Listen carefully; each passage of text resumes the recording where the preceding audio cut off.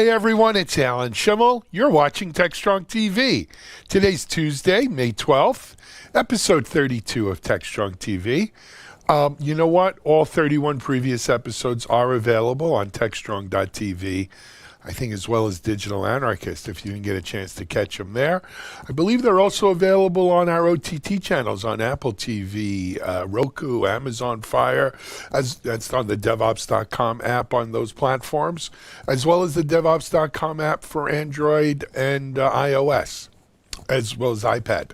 So if you haven't caught all of them, or maybe you want to go back to some of the earlier episodes, please do so. Also, quick reminder, we have our TechStrong Con coming up June 4th. It's open to everyone. It's a virtual event. We've got, we probably have 25 or 30 speakers already lined up. Actually, one of the archive videos I'm going to show you today by Emmett Keefe, the founder of Insight Ignite. Emmett's just signed to speak at our event as well. So TechStrongCon.com. Go there. You can sign up right now. Slots are limited, though, so don't wait. Also, if you're into chatting or joining in the conversation along our TechStrong TV, you can do so in the chat at TechStrong TV. TechStrong.tv, or you could join our community Slack channel at TechStrongTV.slack.com. You can get an invite over at TechStrong.tv as well. So lots of ways to interact, lots of things to do. You know, some of us are getting back on. I don't know if people are going back to their office yet or not. Here in Palm Beach County, Florida, where we are, we're under a phase 1 opening, so some restaurants at 25%, stuff like that. But, you know, the governments can say they're open and give permission open as much as they want. I think it really is a question of, do you feel safe going to your office, going to a restaurant, going to a movie, or even to get your hair cut? And that's a personal decision that you'll have to make based upon your own, you know, managing your own risk, so to speak. The only thing I was out this weekend. We played golf. I think I mentioned it yesterday, and you know, my sons and I wore our masks and went last night to pick up some dinner and takeout and curbside delivery, and of course everyone was in masks as well outside of their cars. So it's really a matter of personal choice and what feels right to you, and hopefully everyone is well and healthy. Anyway, regardless of that, we've got a great show for you today. Today's show may in fact be one of the best shows we've had so far. I just really like the content we've got lined up today. Let me tell you a little bit about it. We're going to lead things off with an interview I did with Elad Koren of Perimeter X. Elad runs products over at Perimeter X, and they are a security, cyber DevSecOps company. And Elad and I talk about something called shadow code. And shadow code meaning, develop undocumented code changes in apps. You would think with all the change management infrastructure we have, that wouldn't happen, but it does. It's real. And Elad and I have a good conversation about it, following up to a podcast we actually did a couple weeks ago on that subject.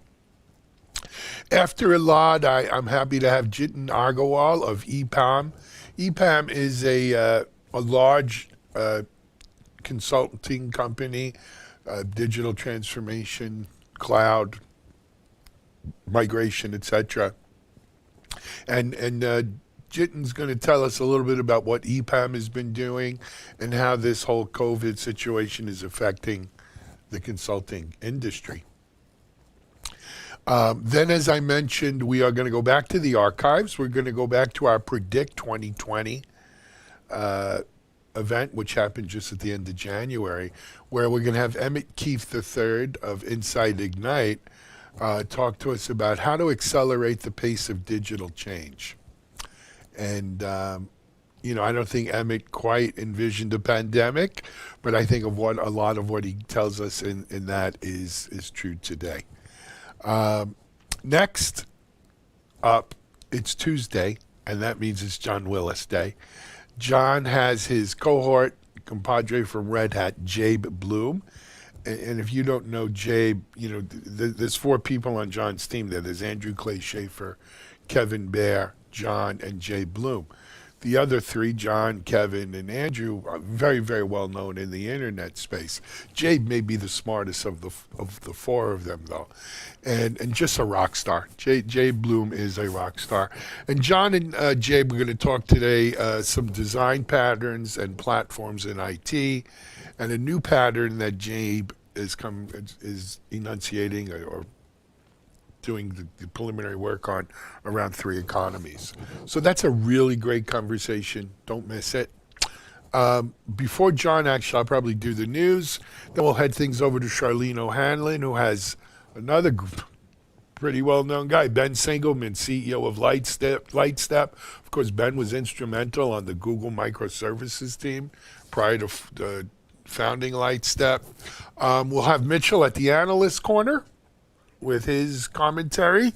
And then we have a great channel roundup to end things up today. Mike Vizard is joined by his partner in Channel Crime, Frank Olhurst, and Mike and Frank do a great roundup. I'll be back to close things up, and that's the show. It's probably a good three and a half hours long today, but I think every segment on here is great. So I hope you'll enjoy it. We're going to take a commercial, and I'll be right back with our first guest. Tech is strong. We may be working from home, but tech goes on. Tech will continue to collaborate. Tech will continue to communicate. Tech is strong. Join us for TechStrong Con, June 4th, 12 hours strong, TechStrong. Featuring John Bacha-Galupe Willis, Shannon Leitz, William Hurley, Jasmine James, Kat Swatell, Cornelia Davis, James Wickett, Courtney Kistler, Damon Edwards. Live Q&A with speakers, exhibit halls, and more. Free, but register before spots fill at techstrongcon.com. Hey everyone. You have a special insertion for today's TechStrong TV. The Appian World Conference, which we were going to do at Digital Anarchist live, of course, didn't happen, and we had to go virtual with it, or Appian had to go virtual with it. It kicks off today with their keynote, and then tomorrow's keynote, Wednesday's keynote, is CTO founder Michael Beckley. Michael's a great guy. I've had the pleasure of interviewing him a few times. We caught up with him yesterday, talked a little bit about things like RPA, low-code, rapid application development, and I thought it was important enough to put in for today's show. So here's our interview with Michael Beckley, CTO, founder of Appian. This is Digital Anarchist. Hey everyone, it's Alan Schimmel, DevOps.com, TechStrong TV. Thanks for joining us for this segment. I'm really happy to have as a guest my friend Michael Beckley, CTO, founder of Appian. Michael, welcome. How are you? Great. Thanks to have me on the show again, Alan. It's always good to talk to you. It's a pleasure to have you on, Michael. Of course, a little disappointed. We were so looking forward to covering Appian World in person this year. It was going to be right down the block from us at the Diplomat Hotel and Resort in Fort Lauderdale. And we were all set to go down, and obviously COVID, and it's all virtual now. But you make lemonade out of lemons, and Appian has certainly done that with Appian World. Before we jump into a lot of the stuff I wanted to talk to you about, Michael, give our audience a little bit of I don't know how much information you know or have on Appian World, but the virtual event, people can go to it and see. Go ahead. Exactly. Yeah. We've turned Appian World into I like to joke, fully immersive digital experience. No more analog conference this year.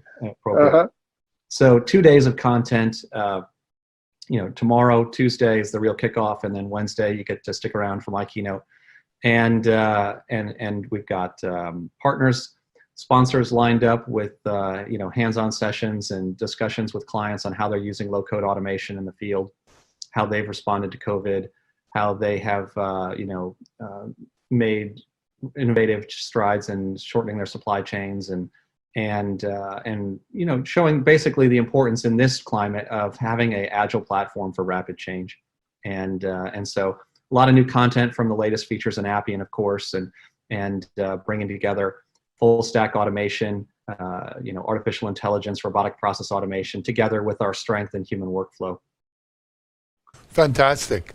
Michael, and as you mentioned, it's Tuesday, Wednesday, but it's available on demand as well. It'll be available on demand, maybe for people who are watching this not live, but later. Yes, yeah, there's certainly another advantage of the digital. You can always time shift your conference if you like, but we will have a number of live engaging events if you want to be a part of that experience and seeing Matt's keynote live, for example, tomorrow morning. I definitely would invite you to try to tune in live and see what happens. It's always something unexpected with a live taping. So. Yes, as we found out. I had one this morning. It was an adventure, but we'll leave it at that. So, Michael, our audience is of course familiar with Appian. We cover Appian a bunch here, and they're also familiar with the term low code. As a matter of fact, I remarked to someone just recently, I always thought of Appian low code, right? They go together, right? It was Appian, the low code folks. But I'm seeing more and more companies now, harnessing the term, using the term in their marketing, helping people, with maybe not prime developer skills get rapid deployment and development. So it certainly seems like though Appian might have pioneered low code, it's a thing now, right? There's a whole movement, a whole industry around it. Yeah, there's curious. Yeah. From your catbird seat as one of the founders of Appian, it's got to make you feel good at some level that you're seeing kind of the rest of the world, acquiesce around this. Oh, yeah, certainly. I mean, there's when we took the company public in 2017, that was the first IPO of a company on low code, and that positioning was still relatively novel. So to see it now become a completely industry standard and a expected line item in every company's IT budget to have a low-code platform, or multiple low-code platforms for that matter, that is a validation, certainly, of our strategy and our investment. And it's not always the case that when you try to popularize a market segment that the rest of the world takes notice. So I think that it is terrific to see. At the same time, it introduces a fair bit of confusion, and it's up to us to explain why we're different and why our low-code automation is uniquely positioned to help people in times like these. Excellent. So, that was the magic phrase I was waiting for, times like these. Michael, if there was ever a time where we need rapid application development, low code kind of, hey, we've got people who need to get the word out, who need to get a quick app out. It certainly is now, right? With everything going on with COVID, I would imagine there's got to be, craziness at Appian with the amount of companies that are requesting help in developing apps that need to get out. I mean, whether they're life and death apps for people's health and stuff, or life and death of a business, right? As we transition to all remote and everything. What are you guys going through over there? Well, it's also interesting for us because we have this business which is not so directly impacted as other people are, right? We're in a position to help, but the industries we serve, government, financial services, healthcare, they definitely are on the front lines of dealing with this issue, and they need applications. It's without a doubt been busy, and I think as well we were looking for ways that we could be relevant and meet the need with something more than just the platform. And so we used our own tools in the first few days of the crisis back in March to build a free COVID response app that we distributed to hundreds of the largest organizations in the world. And and we subsidized that. We put it up in our cloud. We paid for it, and it was totally free for those, and it's still totally free for those people who already signed up. We don't, that was really important to keep us all feeling like we were going to be part of the solution. And it also kept us connected to our clients such that we were able to understand where their thoughts were and what their future challenges were going to be. Excellent. And that's commendable, and thank you to the folks at Appian. If you're allowed, we're not going to disclose anything confidential. Give us an idea of some of the apps and like frontline kind of stuff that, and if you don't want to mention companies, that's fine. But some of the ways that people are using Appian to really help here, and you mentioned government, healthcare, nothing too important. Give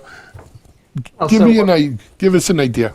Right. So Bletchley Community Health in the UK, part of the National Health Service. They used us. They built an app in a week on Appian to manage and coordinate care across 600 physicians, 15 facilities, 240,000 patients, and that's the kind of project that just gets everyone at Appian excited and motivated to feel like we're all pitching in, to help the frontline, healthcare workers. Sure. And protect the larger community. We're working with manufacturers, global manufacturer of consumer products, and they're incredibly happy with the results. 6,000 employees that they're tracking their health on, and they're obviously global production facilities, and now we're working with them on how to begin safely returning people into offices and workplaces as they can use Appian to track their facilities, incidents at any facility that might require deep cleaning, capacity. Obviously you can't just cram everyone back in the same old offices. So right. Tracking what kind of capacity they can get in an office, in a workplace, and so being that kind of command center for where they go next. And I like to point out, they're very happy with us, but it's going to take longer for their lawyers and legal department to approve using their name than it took to build the app. So, absolutely, Michael. So, what about Appian? The employees of Appian themselves? How is this whole COVID thing kind of worked its way down to your own employees? Everyone's working remotely, right? Helping do important application development like this. How are you guys holding? You had to change your whole Appian world virtual. How are you guys making out through all this? We have been very lucky. We've been very lucky. We have been virtually unscathed by the disease itself. We've had very few employees directly affected, and we've been able to assist in those cases. And those are such a well, how do I put this? It's important to us first and foremost to take care of our teams, and we are a global company, so we've been keeping track of the disease and its impact in so many different countries, and just obviously business as usual might be going on in one state, but it's certainly not in some countries, and so being able to be responsive to the needs of our staff around the world and using our systems to stay in touch, that's worked out very well for us. And I think that we were an unusual company in that, as a software firm, we have long prided ourselves on doing everything we can at headquarters, and our software development, our testing, all of that, for the vast majority of that run out of headquarters. But through the years, we've been around for 2 decades. We have built up our ability to do remote development, and it started with those first few employees who relocated to Denver to raise their kids around their grandparents or whatnot, and so we had laid the groundwork for a system like this. And when we went public, we took the company public, we, for business continuity reasons, fully built out the capacity to do everything remote. And as a cloud software company, as a cloud RPA company, for example, we are already as well no longer beholden to the office in any meaningful way. So our ability to deliver remote support for our clients, to remotely administer systems, all of that was already in place. So there was no scramble there to get up and running, no loss in productivity. And we actually shipped Appian's first quarter release without a hitch. And That's great. And we're on track to deliver our next major release in just a few weeks. So that I've really just been incredibly impressed with the team, and how they've stepped up and delivered. And we all know how these video conferences can take an added toll on you, and how much more programmed our days are, and the natural little breaks of even walking between meetings are gone. Yeah, it really is, one to the next. Though the flip side is you don't have the commute. I mean, for me, I don't have a big commute here in Southern Florida, but for people in big cities, it is. Michael, you mentioned RPA, and I want to dig into that. But before we do, I have one other area I wanted to talk about. Sometimes things just line up right. And, sort of natural kind of working together. So we have, and it's, I guess, related to RPA, but you have low code, you have AI, robots, which is part of RPA, obviously, robotic. But all of the robotics, the AI, the low code, seem to, at some point, there's a nexus here where they come together, right? That Venn diagram where they overlap, and we get a 1 + 1 = 1 + 1 + 1 = 5 rather than 3. Talk to us a little bit about that, if you don't mind, and that could take us into RPA if you want. Sure. Yeah, and I would say equals more like 30 or even 300 rather than 5. Okay, fair enough. And this was always the design. When I was explaining to new employees at Appian going back 15 years ago what we were up to, I explained it this way, that we were providing an environment in which you would design human workflow and how people could interact with rules engines and systems, but that this was going to be the foundation for something so much more powerful to augment human potential, to speed work and productivity, and enhance human decision-making with artificial intelligence. And we didn't call it robotic process automation back then, we just said automation. And the assumption was that by designing a human workflow, designing the lanes into which work travels, and you're providing a context and common sense and guardrails that make it possible for today's systems to assist humans with a high degree of accuracy and reliability. If you try to just use robotic process automation without having designed an end-to-end process, you're setting yourself up for a lot of pain. If you try to use artificial intelligence in a general way, you fail. If you have a targeted data set and you have a targeted outcome and objective, then machine learning and AI can be incredibly effective in today's world. And so now we've sort of met the market with this framework and foundation for doing incredibly powerful work that augments human potential rather than replacing humans. Excellent. And I think you're right. Too many people focus on the replacing humans element. It's funny. We have an analyst firm that we spun up as part of MediaOps, but it's a separate entity called Accelerated Strategies Group. And one of the analysts from there, Bob Resselman, just published a book on automation. It's a series of essays that he's been writing for 2 years, and about how it'll affect, how automation is going to affect jobs and human employment and stuff like that. And I think too many people are focused on the replacing of humans rather than the augmenting of human, right, work product.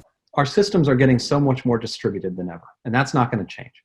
We're going to have data in more websites and more APIs and more systems, and that challenges human workers. And using robotic process automation, using AI, using integration engines, we can harness all of those systems, pull that data together, and make it easier for people to do their job far more productively. And that's really where I see RPA, especially cloud RPA, like Appian is delivering, as relevant in these times. And with a lot of people, we want to get back to work. We want to give them the tools that are going to get them up and running quickly, allow them to step into complicated environments, give them the information they need to make important decisions with confidence. And that's how automation is really, it's workflow. It's workflow with new workers assisting the human worker, those digital workers, those algorithms and bots. But that also, it's peanut butter and chocolate with low code, right? Pardon my phrase there, right? But it really, it fits in real, because the logical conclusion is, okay, if I have all of this, right, and using a low code environment, I could make heads or tails of this and create an application, right, that helps people here. That's right. And it's, I think it's much more than about having a human in the loop. It's about people being in control, people being in charge. And that means also being able to respond to change. And bots are great when there is no change. Bots are great when everything is repeatable and consistent. And desktop bots are great if you're sitting at a desktop in the office.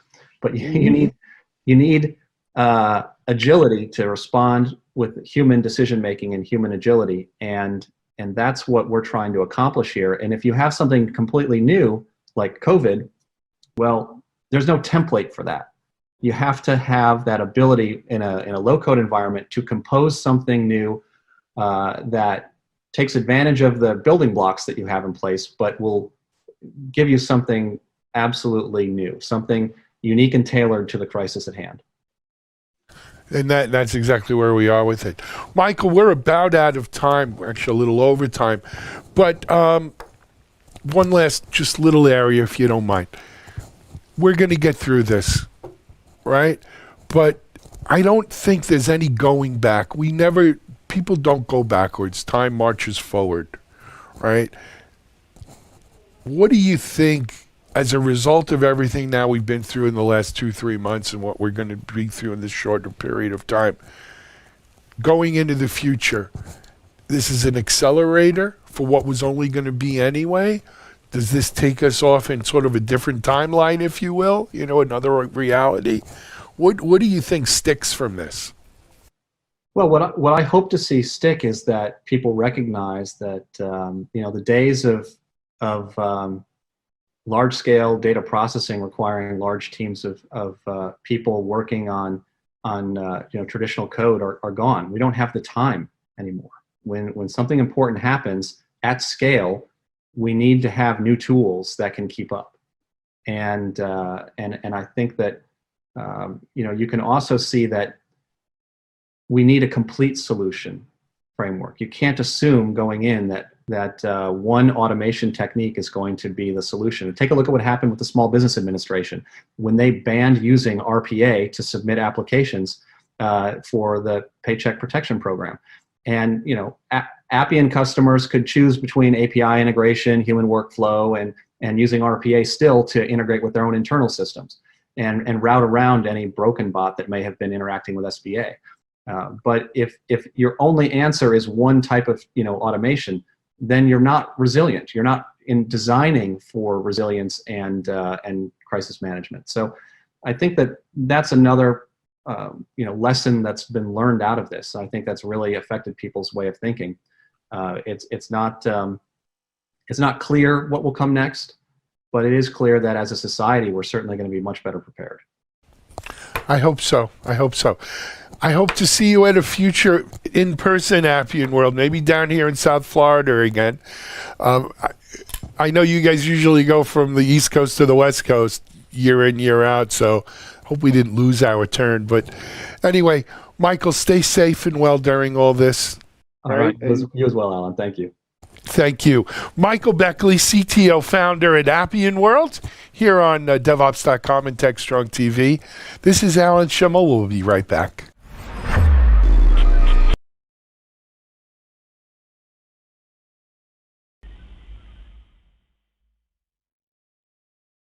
With the COVID-19 pandemic, it is important to protect yourself and others from spreading the virus. Prevention and personal safety is key. Here are the top ways you can protect yourself and others. Wash your hands often with soap and water for at least 20 seconds. Avoid touching your face. Practice social distancing and avoid high-risk potential people. If you are showing symptoms, stay at home. If you must go out, wear a face mask. Always cover coughs and sneezes with a tissue or use the inside of your elbow. Clean and sanitize frequently touched surfaces daily. Together, we can prevent this pandemic.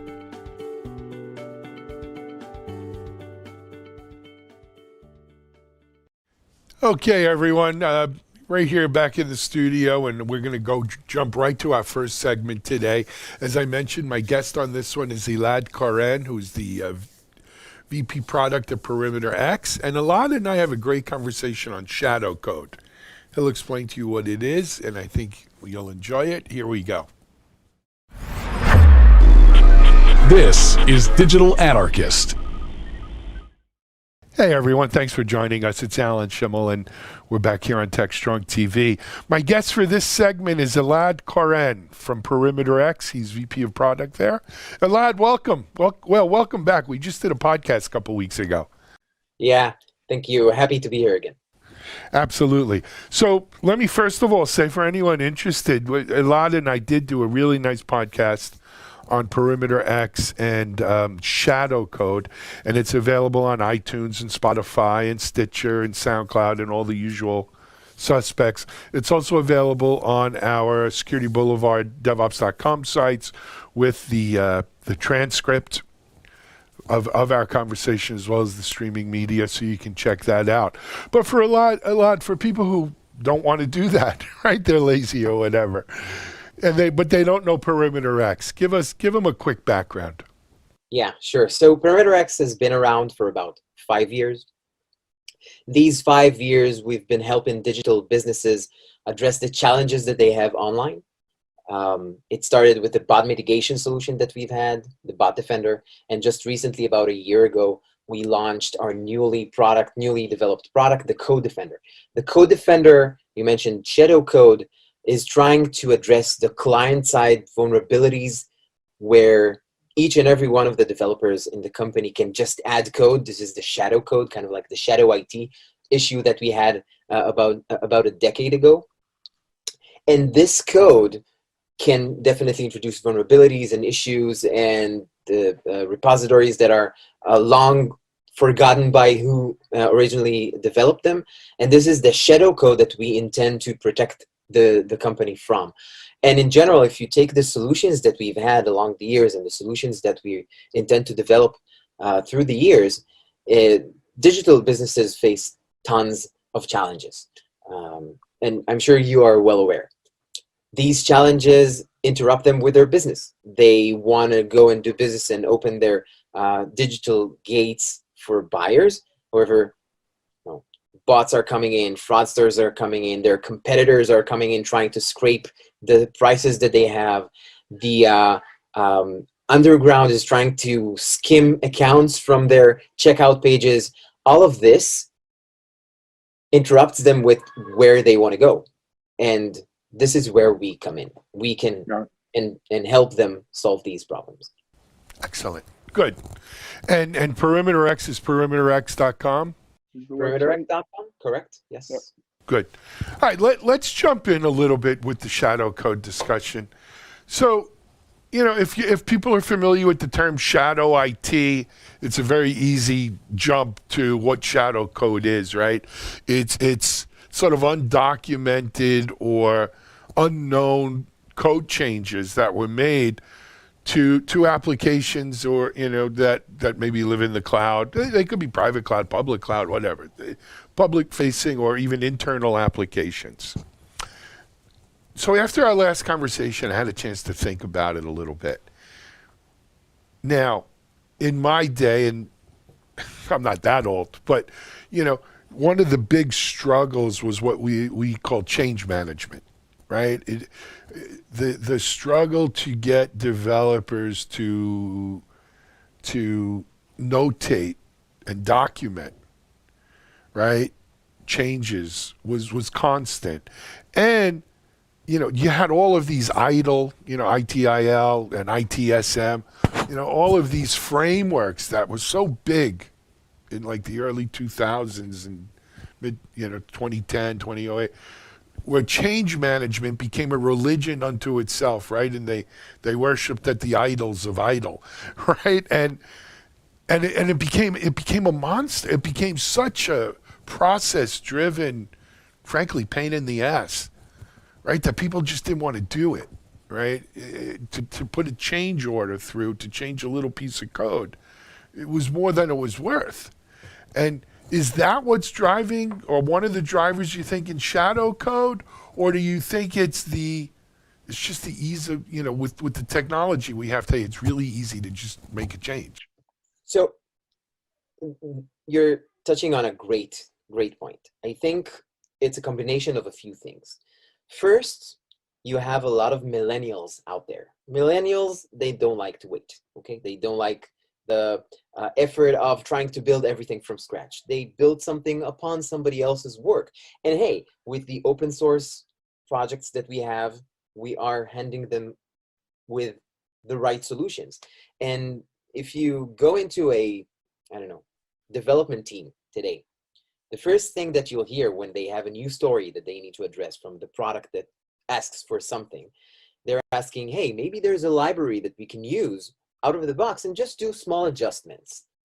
This is a classic case. Why is it a classic case? Because, at the end of the day, when we are trying to increase our revenue, when we are trying to speed up our businesses, the end result at the end of the day is that we're trying to do that more efficiently. And doing that more efficiently means that we want to use as much of ready-made code as we have. Now, it started with ready-made code within the company. And developers looked at other developers within the company to use and reuse that type of code, one project to another. However, now, with the open source projects that we have, and a lot of repositories out there that just, hand it out to developers, this is where security and usability encounter like in a head-on collision. And we know that in the world that almost idolizes efficiency and business impact and business outcomes, the fact that developers will just take that code and put it in and say, hey, but it's an open source repository. Open source, that means a lot of eyes have looked at it. It must be safe. And it's not the case. And if you go back to the podcast that we've had, I gave an example. A very known vendor of a very big e-commerce site used jQuery library from an untrusted source. And this was something that lived there for years, maybe 2-3 years, until they caught it and our product caught it in a trial that we had. And that is a case where, it could have gone unnoticed for months. And who knows what could have been injected along with that jQuery when it was loaded dynamically, because that's jQuery there. But for other organizations, we found multiple issues in code that the developers thought, hey, it's safe, it's open source. And nobody along the way did anything to examine what happens dynamically when this library is loaded, when the page is called, when the browser opens the site. And this is key. Yeah. One thing I want to make clear is what you're describing is a classic, they call it SCA now, right? Software composition analysis. And it's kind of code word for open source. But it's not just an open source problem, right? You can buy proprietary modules that give you certain functionality in apps. You could write your own. You may not see not the malware, but the potential vulnerability until you actually run it, right? Whether you run it in a sandbox or some, that's a whole different, that's another discussion. And I think the thing is that the complexity and the sophistication of the attackers is constantly growing. And we see that all along the way. In the past, you had malwares and Trojans that when they were sandboxed, they knew how to shut down their systems Yeah. and evade detection. Now, attackers today are doing quite the same. If they're identifying that they're called to something that does not have any communication, it's a sandbox, development, anything such, they'll just evade and avoid sending the information externally because they know they'll be caught. And you mentioned that it's not just the open source. Funnily or weirdly enough, the open source or the other repositories that are bought or proprietary, it even does not end there. It also extends to third-party libraries that are bought as services. And I mentioned MageCard, and I know MageCard is a widely known attack. It's a bunch of groups that are skimming private information of users of the site. One of the most interesting cases of MageCard is the fact that they're leveraging a third-party vendor, something that sites put deliberately, knowing that there is a vendor out there. And once you can hack that vendor and inject a code in their third-party script, you, as the e-commerce site that has that third-party script or library, you are at risk because that thing just sends the information externally, and this is going unnoticed as well. So it's a combination of all the array of I mean, that is, I don't know if you remember the big Target breach we had here. Yeah. Probably 5 years ago, right? It was a third-party vendor, an HVAC, air conditioning, heating and air conditioning vendor, who had access, who their systems got infected, but had access to the Target network, which was a flat network. And then once the bad guys pawned the HVAC vendor, they got them into Target and they ran wild, and the rest is history, as they say. And you saw that in Target, and in the more modern type of attack, you saw that just last year with I think British Airways experienced something similar. Yeah. A subsidiary of Ticketmaster. So you've had a lot of publications. I think part of it is, it's funny you bring this up a lot. I this weekend I was pulling what little hair I had out of my head. One of my salespeople has a deal with a vendor, and they sent us their digital, DOC, DPOC, whatever. They want to know what our third party, when people give us, personally PII, how do we handle it? What do we tell them? They want all of our T and C's and, all of the language around it and who has access to it, all of that. And so in a small company like here, it somehow falls on me to do. Don't ask me why. And I spent like an hour cutting and pasting and filling in all of these things. And I came to realize, do they really care, this company that we're dealing with? No. But this way, they CYA, right? They covered their butt because they asked, we told them, and that's it. So there's a big attitude. It's not just that, it's the code. I gave it to a third party. It's their problem. Something goes bad. It's their problem. Wrong. It's not their problem. It's your problem, right? You can give out authority, but not responsibility. Ultimately, your IP is your responsibility.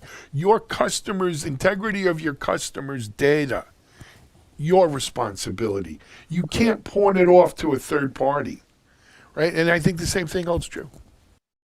Yeah.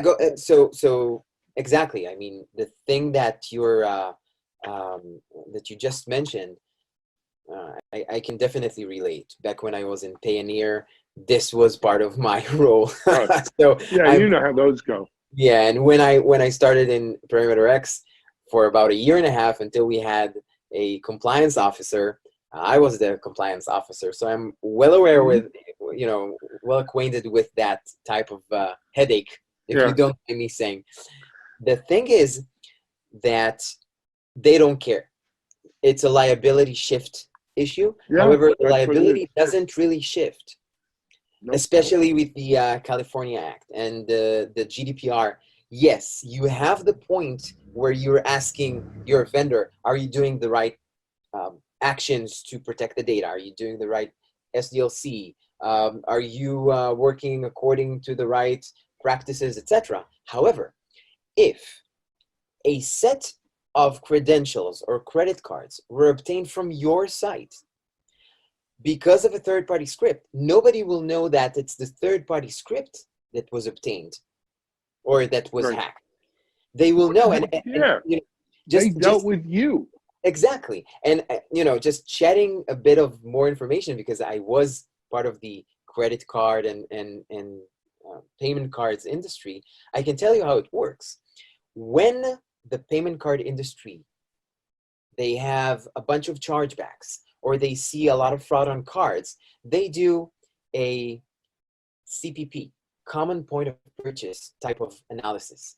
And when they trace it back to the site that was using the third-party library that was hacked, they see that, for example, site abc.com was the one that these credit cards were used. They don't mind. It doesn't matter that it was an open source or a third-party script or what have you, or any type of shadow code, if you don't mind me using that term. And that reflects on the organization where the credit card was obtained. And this is the key. Yeah. And when you say reflect, it reflects financially, right? They'll take away your ability to process credit cards, which for an online store, you might as well just shut up, right? You shut down. Or they make it so prohibitively expensive to process cards that it becomes 25% of your cost, right? It's like having a partner. So, you know, all of those things. Want to shift the conversation a little bit with you, Loudon.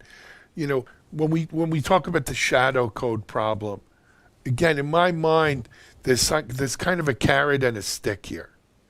The stick is, look, I've got perimeter X, and I'm going to check this code, and I'm going to check my applications, and we're going to find out if we have third-party problems or just, you know, vulnerable code, or we have code changes that we're not aware of, right? We're going to find out, and if we do, oh boy, things are going to happen, right?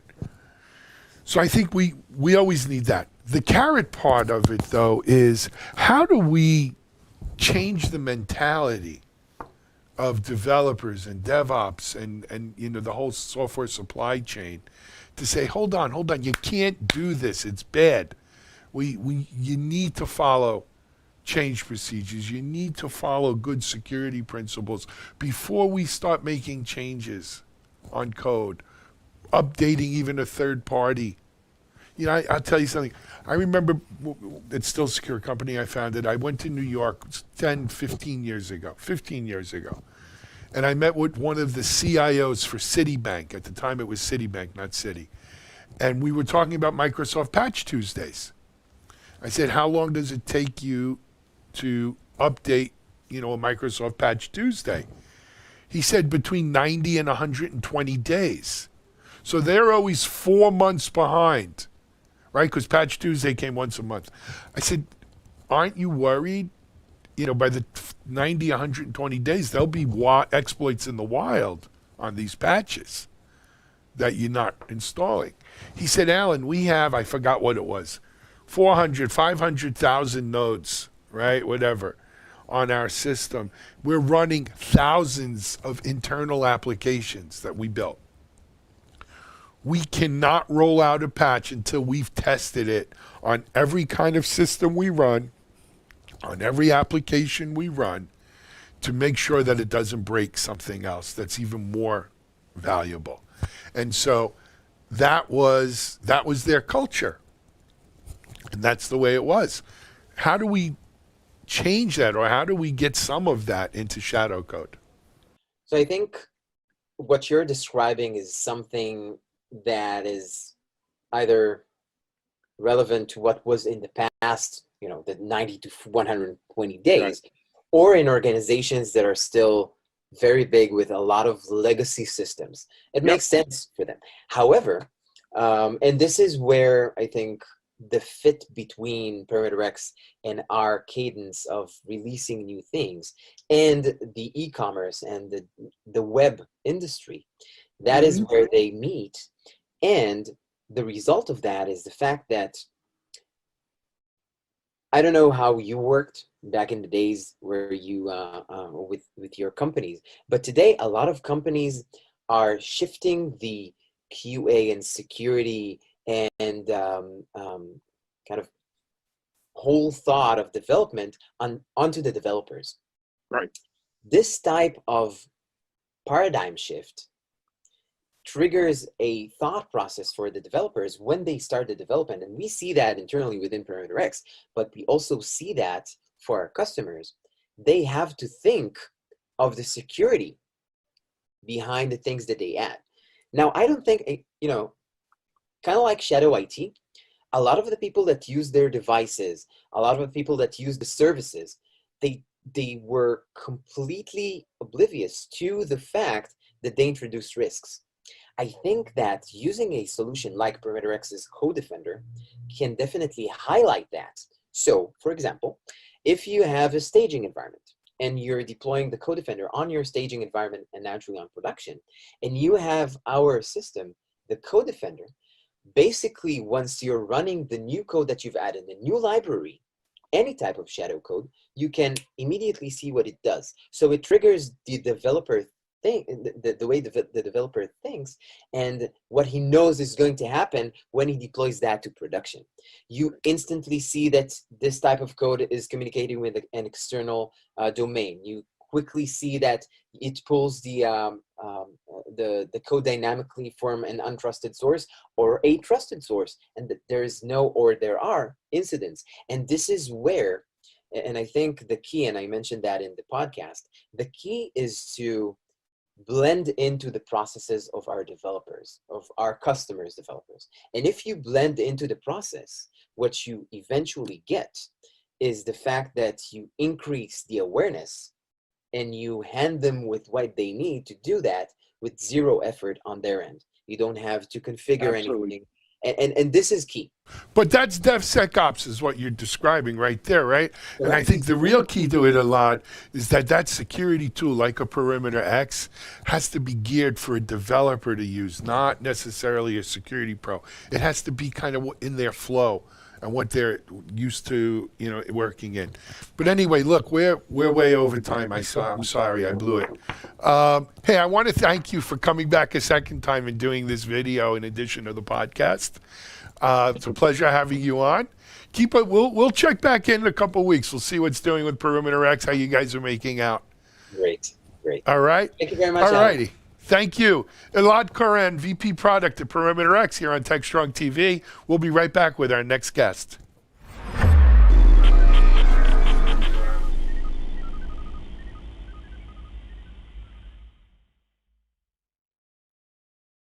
ContainerJournal.com is the leading online destination for centralized computing-related content. ContainerJournal.com covers all aspects of software containers, from container management, data management for containers, container security, networking for containers, to the entire container ecosystem, Kubernetes, microservices, serverless, and more. ContainerJournal.com has the largest selection of container-related news, featuring breaking news, blog posts, podcasts, and more. Visit www.containerjournal.com to learn more. ContainerJournal.com is operated by MediaOps Inc., the team behind DevOps.com, Digital Anarchist, SecurityBoulevard.com, DevOps Connect, and DevOpsDozen.com. Okay, back here in the studio now, as we're going to go to our next segment. My guest for this segment is Jitin Agarwal. He's with EPAM. EPAM, if you haven't heard of them, are a pretty well-known consulting company. They've been around for years. Cloud transformation, digital transformation, cloud migrations, stuff like that. This situation with COVID and everything has obviously affected everyone. We're going to talk to Jitin a little bit about what they've got going on and how things have been affected over there. So here's Jitin Agarwal from EPAM. This is Digital Anarchist. Hey everyone, it's Alan Schimmel. Thanks for joining us on this segment of TechStrong TV. My guest in this segment is Jitin Agarwal from EPAM Systems. Jitin, welcome to TechStrong TV. Hi Alan, thank you for having me. It's our pleasure. So, Jitin, as we were talking a little bit off camera, and I don't know if we've ever had anyone from EPAM Systems on, not only on TechStrong TV, but on DevOps TV or any of our kind of channels. So why don't we start with giving our audience a good background on the company, what what the company does, and then specifically what you do. Sure, Alan, absolutely. So EPAM Systems, as maybe your viewers are not as familiar with, is a solutions provider. We're providing IT solutions to Fortune 50, Fortune 100, 500, Global 2000, CIOs, and IT organizations. It's been around since 1993, went public in 2012, and has had, prior to this year, has had 36 quarters of 20% year-over-year growth. And it's done quite well. Is one of the top stocks in the market in that regard. And then in terms of the way our business is distributed, geographically, we're about 60% in North America, about 30% in Europe, and the rest of it is about 10% for the rest of the world. Industry-wise, we're financial services, a little more than 20%.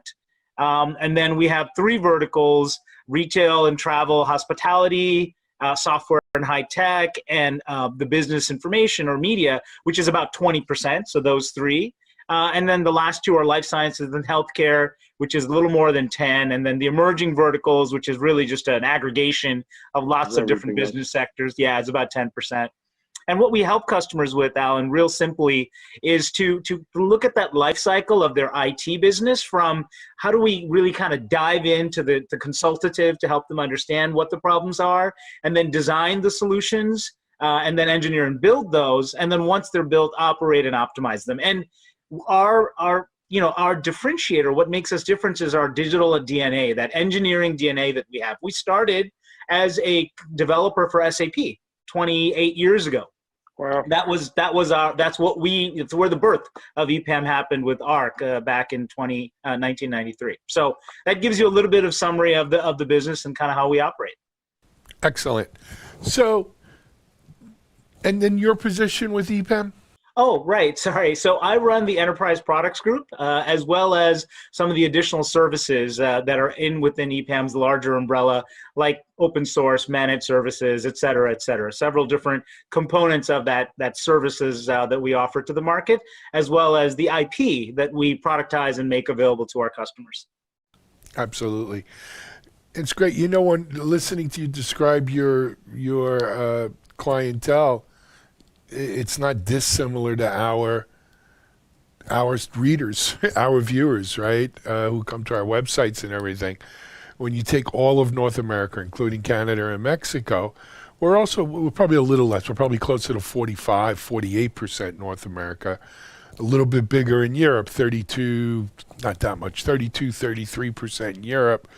I would say where we're probably a little different is we do get a large audience, let's say in India. That could be 7%, 8% of audience. Singapore, Israel, the usual tech hotspots, right? Because they're the people who, we cater to DevOps, cybersecurity, cloud native, digital transformation. Speaking of digital transformation, let's look at your business prior to this whole COVID thing for a second, right? I have a couple of friends at some large consulting and IT shops, and a good chunk of their business prior to all of this was moving companies along their digital transformation, right? That means cloud migrations, hybrid cloud kind of operations, if you will, moving to more SaaS-based of approach, right? And open source, certainly, and cloud native is closely tied into this open source stuff. Is that a big good big chunk of your business prior to all the COVID, you think? Yeah, Alan, I think you absolutely nailed it. I would venture to say that, more than 40% of our business is around helping companies with that digital DNA, that how do we do that, even before it became vogue, that remote by design concept, how do we operate in this distributed geographical environment using cloud-based architecture to enable things like DevOps, or the ability to push our technology from, follow the sun type of approach for development, testing, and build, so that you're able to take advantage of distributed ODCs or development centers across the globe to kind of deliver that value. So that is absolutely the kind of transformation that we've been helping companies do from even our inception. Got it. So that was all just a setup, of course, to say, well, what have you been doing lately? And obviously, right, the world's kind of gone upside down a little bit, but not totally upside down.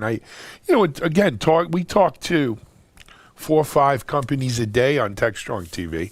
And what we're hearing are that companies that were further along with their digital transformation, we're further along with adopting cloud and SaaS and stuff like that, are having a much easier transition to a remote environment, regardless of how, we'll get into what those remote environments look like in a second, but having a much easier to transition to that than companies that weren't going down that path already.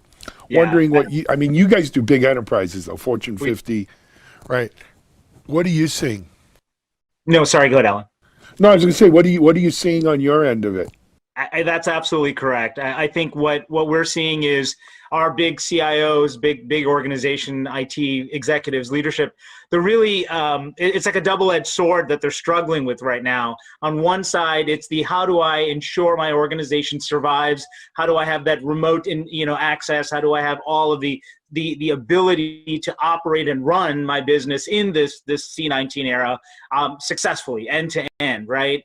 And then, but at the same time, how do I set myself up to thrive once this era ends, because it will end, right? And then subsequently, how do I make sure I nurture and feed those initiatives that are going to drive the business forward in the future? So it's that survive and thrive kind of dual focus, and I think initially it may have been 80% on survive and 20% on thrive. And then as we kind of go through the era, it tends to, kind of migrate. And then at some point when the inflection point hits, you're going to see that flip to where it's going to be 80%. How do I kind of go out of the chute to thrive and continue to do the things to operate my business as usual, but it's not business as usual anymore. It's the next normal, right? Or the new normal, right? Sure. It is.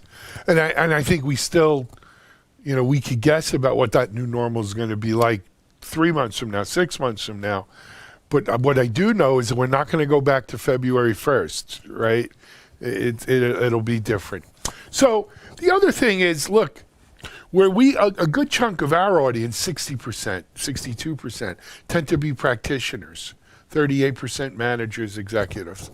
You're dealing with a lot of C-level CIO folks, right, who are making decisions based, for these large organizations. Nothing drives an executive of a company like that more bonkers than uncertainty. Right? They'll manage risk if they understand what the risk is, right? They'll make the call on what to do and to manage it. The unknown, I think, is extremely scary to large enterprises like this.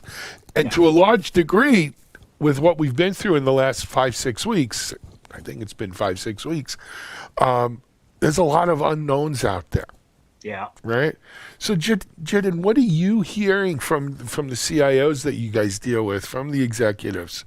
Right. How are they dealing with the unknown? How are they trying to embrace this and make it manageable for them? Sure, absolutely. And you're absolutely right, Alan. It's it's challenging. It's to say the least, right? And nobody has a crystal ball, or if they do, they're very cloudy at best. Right. And you know, you're right. We do deal with a lot of these CIOs and executives, but we also really get into the ground with projects with developments in stream. So we actually have both the top down and the bottoms up. And here's what we're seeing. We're seeing that about a third of the focus is around the collaborative tool sets, technologies, the new operating norms, you know, what we call remote by design. And it's really the ability to kind of remotely operate organization-wide. I mean, companies went from a few people working remotely when they were on holidays or out of the office or you know, et cetera, to now entire departments, organizations, divisions, to the entire company now working remote. Just as an example, you know, in EPAM, we went to 98% remote over the course of a week, but really 3 days, without a single blip on the radar of a customer drop or issue. So that kind of massive transformation from everybody in the office every day to everybody working remotely, how do they make, you know, that work from home work, right? What does that actually look like? And now, as we know, 5-6 weeks later, it's not just work from home, it's work is home. Right? How do we make that successful for everybody? So that's about a third of the focus. About 25% of it is how do they kind of rebalance the budget and think about the new charter versus old projects or existing projects that might have been on deck. For example, they might have been doing a big network upgrade in their offices. Well, not really as germane. Not a right big now. priority. Yeah, right. That got moved down my list. Exactly. Maybe the VPN system needs an upgrade because now everybody and their brother is accessing my secure systems via, you know, remote connections, and maybe I didn't have enough throughput for something like that, right? As an example, right? Another quarter of their focus is looking at infrastructure, right? Things like cybersecurity, supporting their online traffic and online business, especially if they're retail, and infrastructure, right? The things that they didn't necessarily think about or view in the lens of this world, because again, who could have? And so subsequently now it's very much how do they pivot, support that, position themselves for success. And then lastly, what are the new business models? What are the new, you know, focus areas that have arisen that they have to deal with within, you know, online everywhere, everything for everybody? What does that then mean, right? How do I then make sure that I lay the seeds for that groundwork in order to operate successfully or to survive this period? Does that make sense? Makes total sense to me. So, kind of question. So, you know, one of the things we've seen with this COVID thing, right? Look, the federal government needs more money. They want to bail out industries or small businesses or whatever. They just print it. Right, large enterprises, they just can't print money. They could borrow money, right? There's a cost to borrowing. They can shift budgets, right, from that large office network upgrade. We're going to take that and put it into maybe VPN, right? VPN space, VPN, you know, bandwidth, but. What are you seeing overall with budgets? Because at the same time, people are saying, oh my God, after 10 years of a relative bull market, good times, right? We may be in for some bad times here and we've got to retract. You know, we better pull back a little bit. We better keep some dry powder for bad days. So what are you seeing? So Alan, a couple of things there. One, I think absolutely, without a doubt, you nailed it. I think companies are having to, across the board, tighten their belts and better understand how they're going to operate. You know, what are the must-haves versus the should-haves versus the nice-to-haves, and how do we then, you know, again, to use a SDLC terminology for backlogged, right? But how do they then focus on the must-haves and really batten down the hatches there, and look at the should-haves and kind of make a business call, and then perhaps the nice-to-haves, you know, are just are left on the deck because there's just not enough of dry powder, as you said, to really do that. But here's a couple other things they're thinking about, right? I think what we're seeing at least is how do we have that borderless collaboration? How do we kind of extend our network to go beyond what we can do as a company to be able to successfully execute and deliver? Maybe there are things that we don't have to all do ourselves as an enterprise, and we can go to partners and the ecosystem and the sort of the worldwide base of technology that's out there to take advantage of that, right? Operate, lower the cost, increase efficiency. How do we make sure that all happens? So I think that's an additional component they're thinking about is what does that collaboration? One other element that's of course important is their ability to ensure in this remote environment, work from home, what's the productivity? Are they able to get the kind of productivity that they're looking for, that they are expecting from their folks? And then last but not least, what are the opportunities to perhaps leverage other infrastructure, other providers? How can they make 1 + 1 = 3 to take better advantage of, scale and opportunities that might not be available? We've had customers come to us say, what are your BCP options? How can we kind of expand the portfolio so that we cover our bets, reduce our risk, and perhaps manage budget and cost better? Yeah.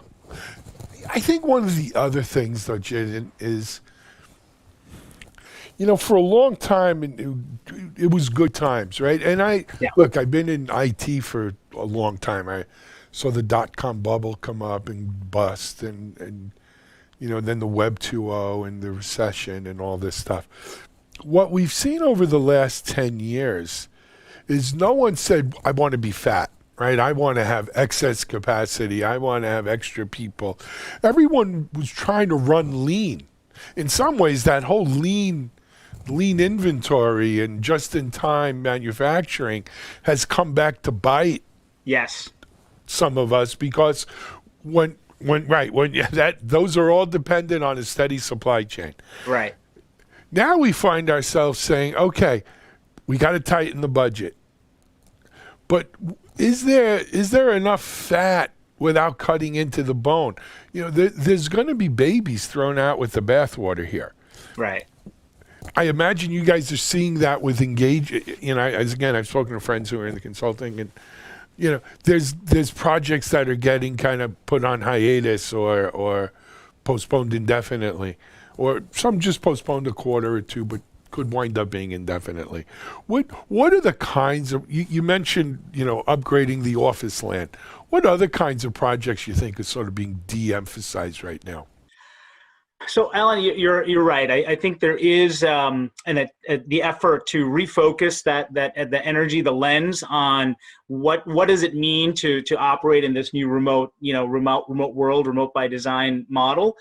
What we've seen is that maybe some of the large system enterprise upgrade projects are put on pause to enable the business to pivot, to deal with the shift and the massive fluctuations in the business model.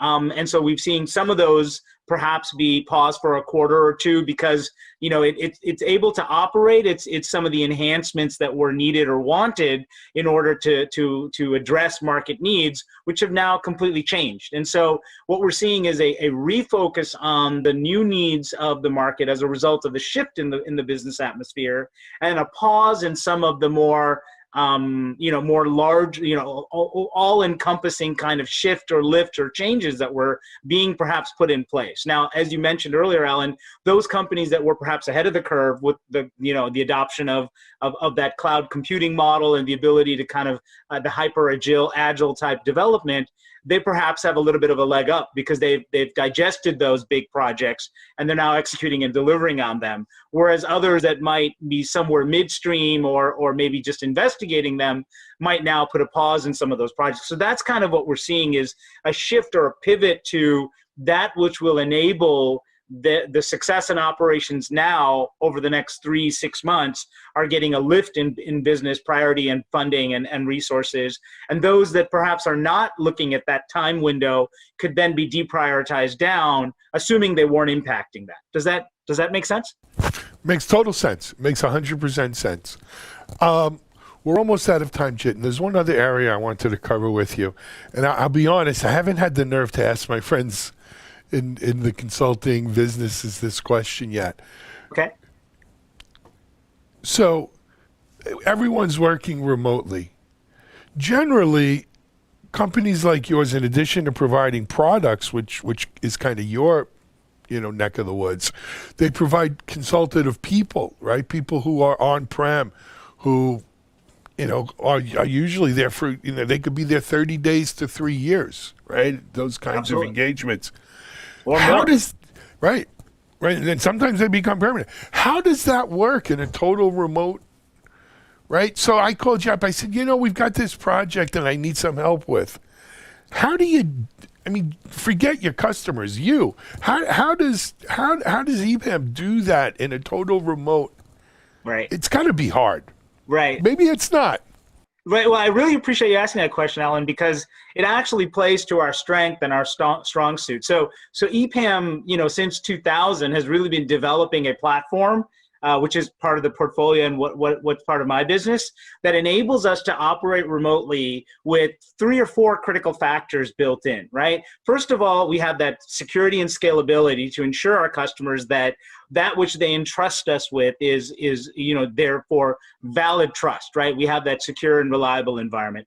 The second thing the environment does is it enables access to all of the resources for all of our developers in a distributed fashion. So they're able to get to that information, that capability. For example, we're one of the largest users of Microsoft Teams in Central and Eastern Europe, like in the top 5, right? 40,000 plus people at any given period of time, millions of common conversations, communications, et cetera, right? And an infrastructure that supports all of that. So that's the second thing that the platform really does, is that ready access to that IP that we're all working on. The third thing it does is it creates a dashboard view of every project, every stream, and the productivity around that. So you can not just say, hey, I have people, they're punching the clock. I can also say, hey, what are they doing when they're punching the clock? Are they developing code? Are they doing collaboration? Are they doing research? And last but not least, I can compare that or bounce that up against the productivity. What are the commits to the GitHub that are happening during this time, same time that they're developing, and give them some coaching, some guidance, because different people have, adapt to change at a different rate. And some may be moving very quickly, and some, maybe a little bit of helping hand. So I think our platform is what enables us to create a just add water type solution for our customers that gives that confidence that, yes, Alan, I can take your project, I can put my startup team, we have these startup teams that are ready to go, throw it on it. It's got a couple of, front end guys, a back end guys, a couple of DevOps, and then, a couple of QAs, and boom, just add water, they're ready to go. And you can see what they're doing, how they're doing it, and the value that you're getting out of it. It's demonstrable. We can not just talk about it, we can actually show it. Show it. Excellent. Excellent. Jen, I told you the 20 minutes goes incredibly quick, and that was a long time ago. I think we're way over that. But anyway, I want to thank you for joining us on TechStrong TV, introducing EPAM to the audience and talking about, this is what everyone's dealing with. So it's really right on time. I wish you well. Maybe you come back. At some point we got to get to the other side, and then let's talk about the other side, because we didn't get a chance to talk about that. So maybe we can come back in a couple of weeks and talk about that as well. Okay. Awesome. Thank you, Alan. Thanks for having me. Thank you, Jitin Agarwal, EPAM Technologies here on TechStrong TV. This is Alan Schimmel. We'll be right back with another guest.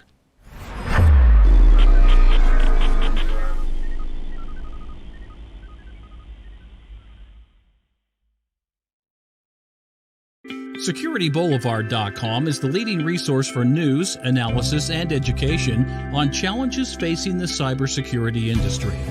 SecurityBoulevard.com covers all aspects of cybersecurity, including data security, DevSecOps, cloud security, application security, network security, security threats, and more.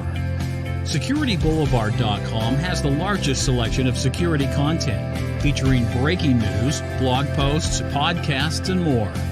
Visit www.securityboulevard.com to learn more. SecurityBoulevard.com, home of Security Bloggers Network.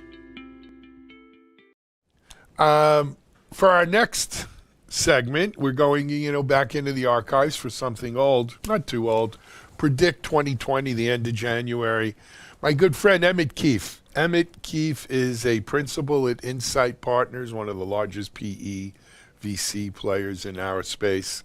They just announced like a $9.5 billion round. I've known Emmett now a few years. Emmett's also the founder of something called the Insight Ignite series. And, you know, once a month in some of the greatest locations on earth, Emmett would gather, about 20 or 25 tech, like vendor executives and about 30 C-level executives from various large enterprises, and just really spend 2 or 3 days with some great roundtable discussions, featured speakers, and some great activities. If you ever get a chance to be invited to an Insight Ignite, don't pass it up. It's a great experience. Of course, right now they're not doing them in person, but when they will again, and when they do, don't miss it. Anyway, Emmett spoke for us at Predict 2020 on how to accelerate the pace of digital change. And this is really, culled from his huge network of contacts. The reason I put this on here today is I also wanted to let you know that Emmett's agreed to talk for us, give us a conversation at TechStrong Con in June 4th. And it'll be great to have Emmett on there. You can get more information at techstrongcon.com. But right now, here's Emmett Keefe III, Insight Ignite from Predict 2020.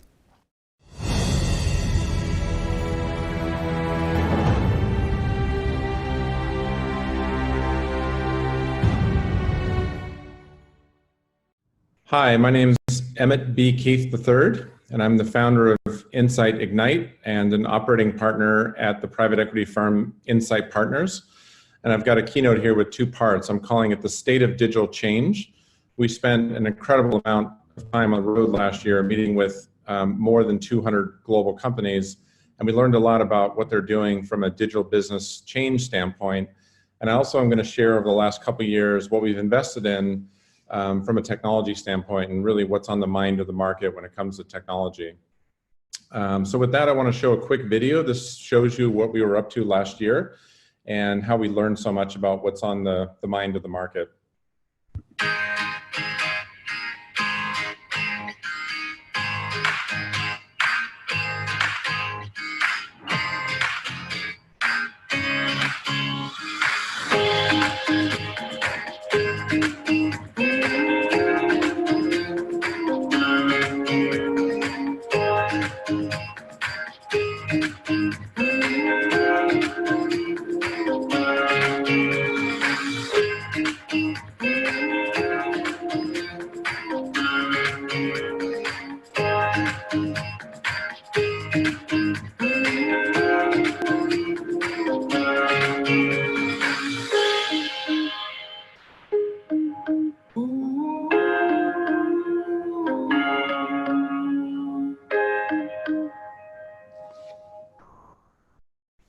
So last year, we were in 20 locations around the world, and these events were attended by 30 to 40 C-level executives from Global 2000 companies.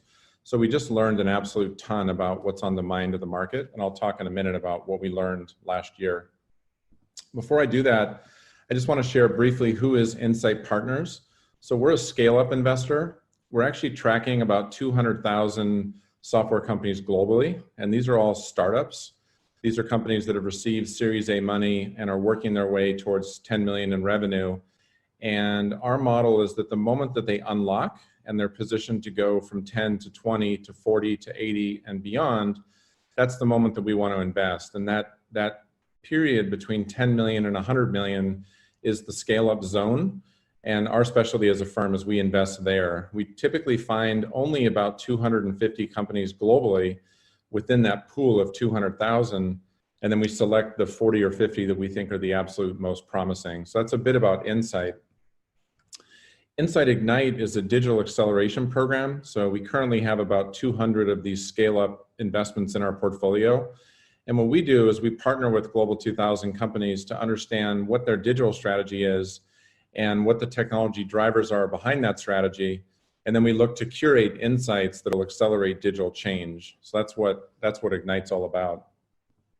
So I've got 2 slides in my deck that I had in the same presentation a year ago. Everything else has changed, but This is still largely where the Global 2000 are right now. They know that over the next 10 or 20 years, they have to fundamentally transform themselves.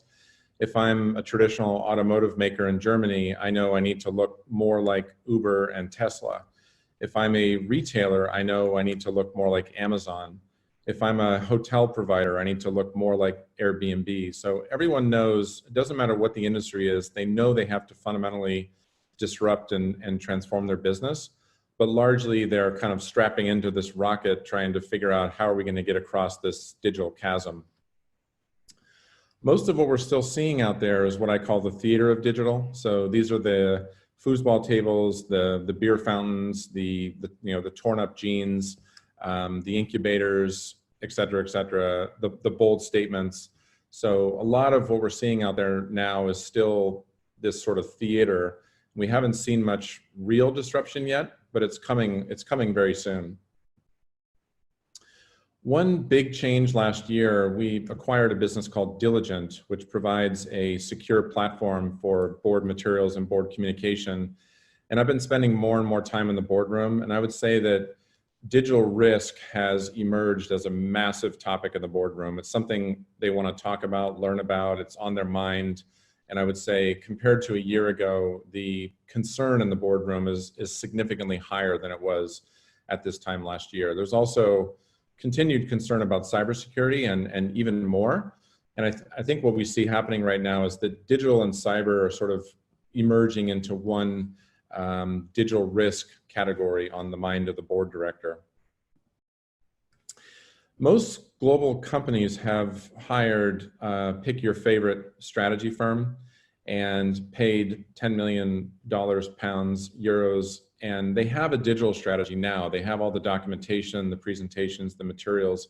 It's relatively straightforward to get a digital strategy. It's also relatively straightforward to transform digital delivery. So this is Agile, DevOps, cloud, cyber, data, AI, et cetera, et cetera. It's still very, very hard, and there's a lot to be done.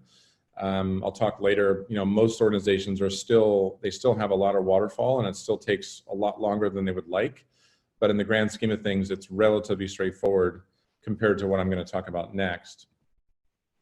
Really the bottleneck, if you think about an innovation pipeline, on the left-hand side is the strategy, on the right-hand side is the delivery. In the middle is the inception of digital innovation. And that's really the bottleneck. This is the part that's not working. Most, I'd say all, Global 2000 companies that we had in this Chatham House Rules type conversation basically said that central innovation is not working. This is the incubators, the labs, the accelerators. It's not working because they're not producing material revenue. We had a speaker come in from Jeffrey Moore's organization that talked about their point of view on innovation. And their point of view is that when you get to 1 to 3% of revenue, that begins to be material. And so if you're a 20 billion revenue company, it's only when you get to 200 to 600 million in revenue that really you've made some sort of an impact. And large global companies are not seeing these incubators produce that type of revenue. Also, they're too far away from the business. They tend to be central and not very well integrated into the business, and therefore they're doing solutioning, but not necessarily aligning with the business on the problems that need to be solved, and more specifically the timing related to when to solve those problems. The other thing we're seeing is that corporate venture capital is not working either. Most CVC funds were formed to focus on startups, looking at early stage technology. They were focused on trying to make money. And I think what most companies are now realizing is that actually we want to have a strategy that gives us wide visibility into innovation. We want to partner with venture firms and private equity firms. And we want to find technology that's entering that scale-up phase that we can help accelerate and ultimately integrate them better into our business. So most organizations are rethinking their corporate venture strategy right now. And then probably the biggest problem is that legacy culture eats strategy. So the problem is if I'm a 20 billion revenue company, I need to grow my business. I need to increase profitability. I can't go backwards. I can't go from 20 billion back to 10 billion and then up to 30 billion. And then also there's legacy infrastructure, applications, legacy thinking, legacy culture, and this is really choking innovation as well at these large global companies.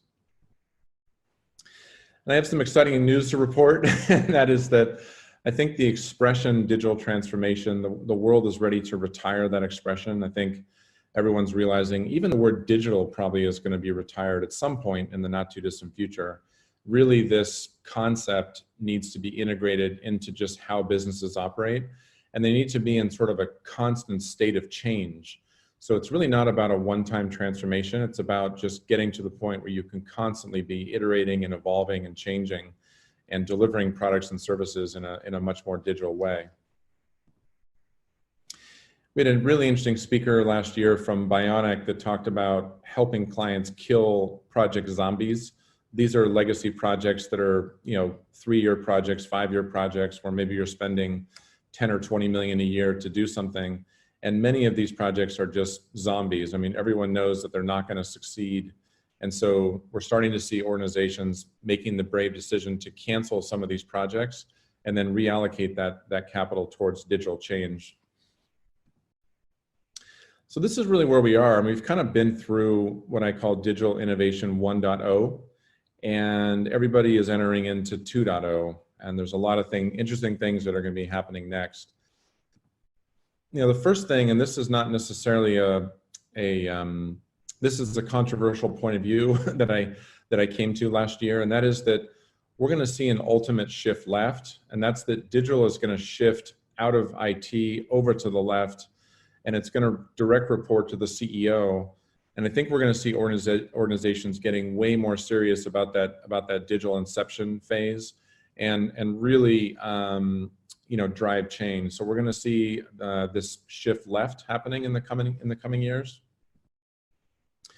The other thing that we see organizations starting to realize is that solutioning is not the right answer, and even working with the business to identify problems to solve is not the right answer either. Ultimately, what it comes down to is timing, and really understanding when is the right time to deliver this solution. And how does the customer feel about the timing? Are they ready to adopt a new solution, especially when it has people, process, and technology change associated with it? Timing is absolutely everything. And I haven't found any really interesting solutions here yet, how to predict timing, but I think everyone's starting to become aware that this is a really important topic when it comes to innovation. And last year, a year ago, I would have said this is a futuristic idea. The good news is, I think over the course of the year, I think the world's realizing that really your digital strategy needs to be centered around the customer. And in the end, the customer knows the answer to all these questions. They know, which problems need to be solved from their point of view. They know the right timing, when to solve those problems. They know if the solutions are elegant enough. So the answer is with the customer, and I think the world is starting to move in that direction. And then I'd say one of the most interesting keynotes that we had last year was a speaker came in to talk about invention, and he asked us all to type the word inventor into Google.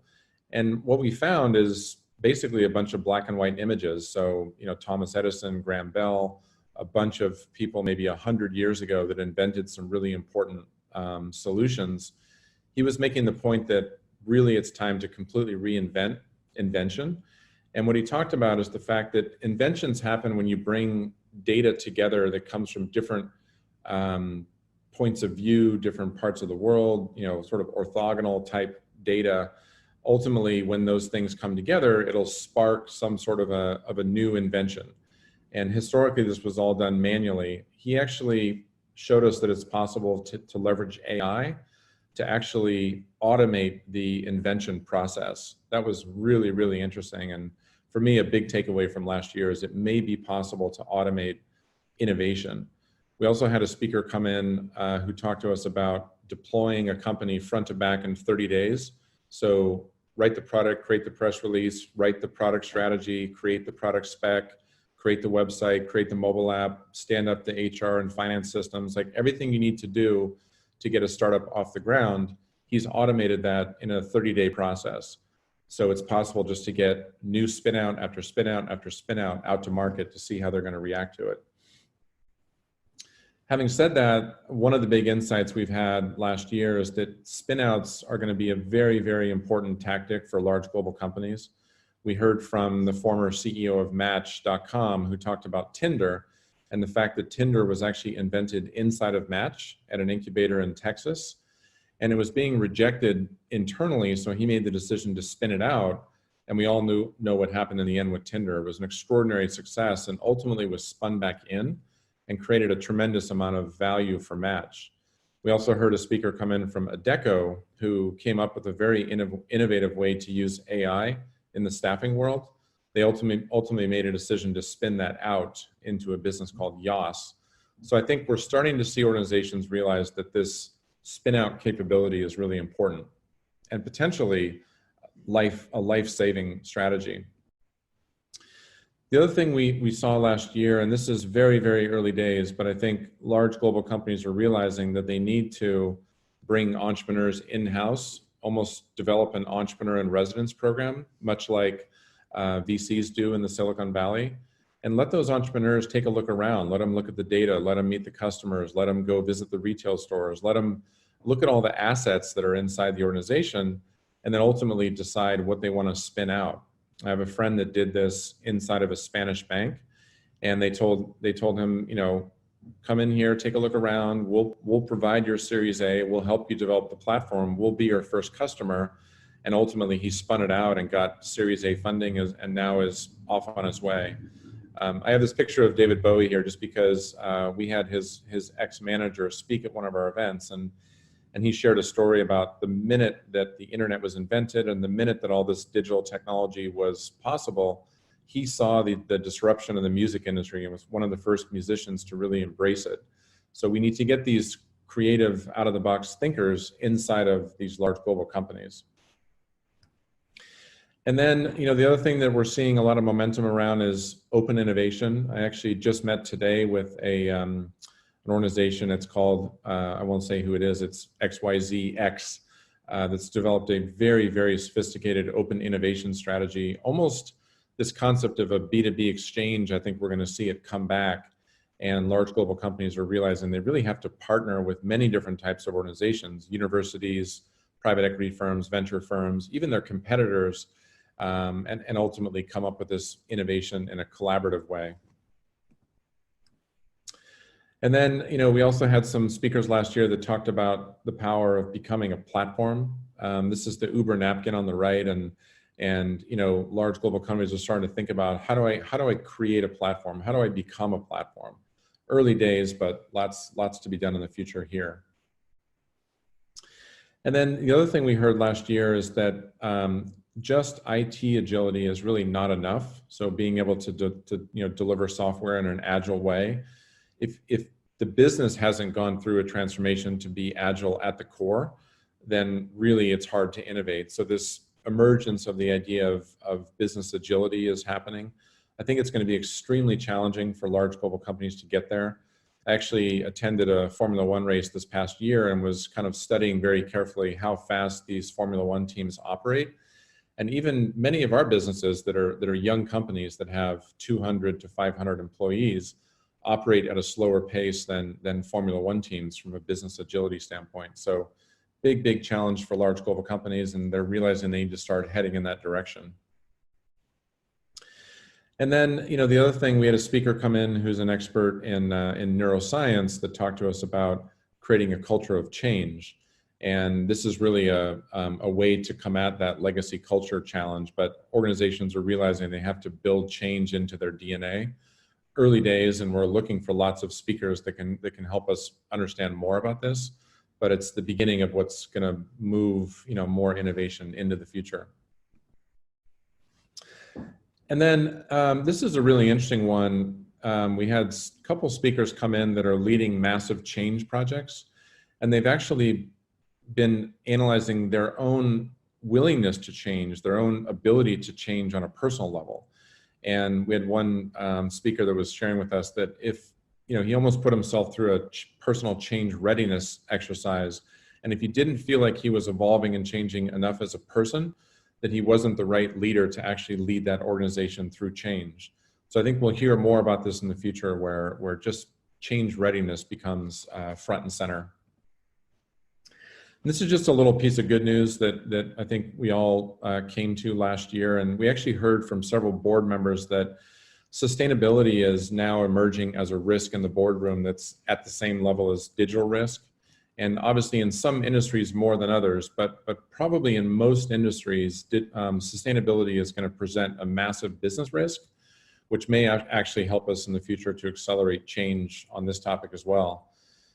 And then, one of the most interesting things we heard is that many of the best digital change programs that have happened so far, and we heard from Mattel, the CTO of Mattel talked about the Hot Wheels transformation, and they now have a product out which is part analog, part digital. They really drove that transformation with purpose. So they rallied the whole organization around a specific social impact purpose, which allowed them to make all the changes they needed to make to get this new Hot Wheels product out to market, which was incredibly successful.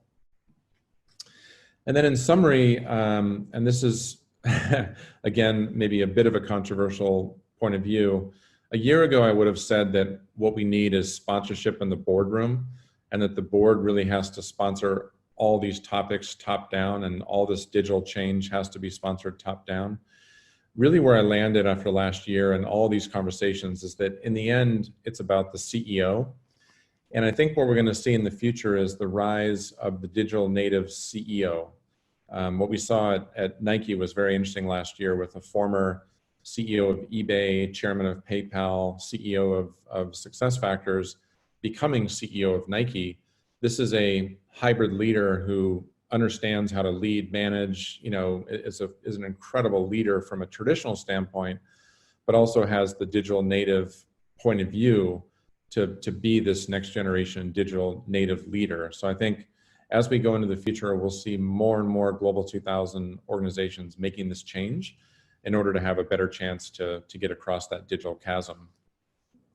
So with that, I just want to talk a little bit about what's on the mind of the market. And what's really interesting, I talked earlier about the 200,000 software companies that we're watching. And we do this with automation and AI, and we have a large team of people at Insight Partners that watch this database. The thing that fundamentally causes the businesses to unlock, and when revenue is going to go 10, 20, 40, 80 million, it's because the market decides, I want to solve that problem right now. So it's very interesting to look at what are we investing in, because that'll tell you what's on the mind of the market. So I looked, we just finished investing our 10th fund, and I looked through all the investments and kind of picked out the ones that were infrastructure related, and I wanted to share those now. So continuous delivery is definitely on the mind of the market. We had a speaker come in last year from Netflix that talked about Spinnaker, and we ultimately made an investment in Armory, which is commercializing Spinnaker. And this is all about just automating the continuous delivery process and really being able to deploy into any cloud and sort of integrate the whole CI/CD pipeline to get up to speed. I mean, I think Netflix is currently doing about 4,000 releases a day, where most global companies are still trying to get to where they can do once a month. So that's a big focus in the market. JFrog is also part of that continuous delivery lifecycle, automating the release process. Copado is doing this for the Salesforce environment. Tricentis is a big investment that we made around automating traditional testing. Testing can be a 3-month roadblock when you get to functional and performance and load and security testing. It's actually possible now to automate testing and run it in parallel with development. And Tricentis has done an extraordinary job building that business. And then lastly, LeanIX out of Germany has really automated the API process and making sure that all the developers and architects and people that are involved in the agile development process are able to see, what does our infrastructure look like? What's our application stack look like? What do I need to integrate to in order to get this software out the door? Very interesting business in LeanIX. And then, cloud native data and privacy has emerged as a huge topic. Devo is a next generation machine data platform that's basically disrupting traditional players like Splunk and Elastic. OneTrust is really addressing all the GDPR, and there's many other data privacy regulations out there. making it possible to get quickly through that data privacy process. And Sisense is also a game-changing platform that allows you to leave the data where it already is, and then leverage it in a very powerful way, and leverage AI tools to quickly get applications out that are leveraging the data.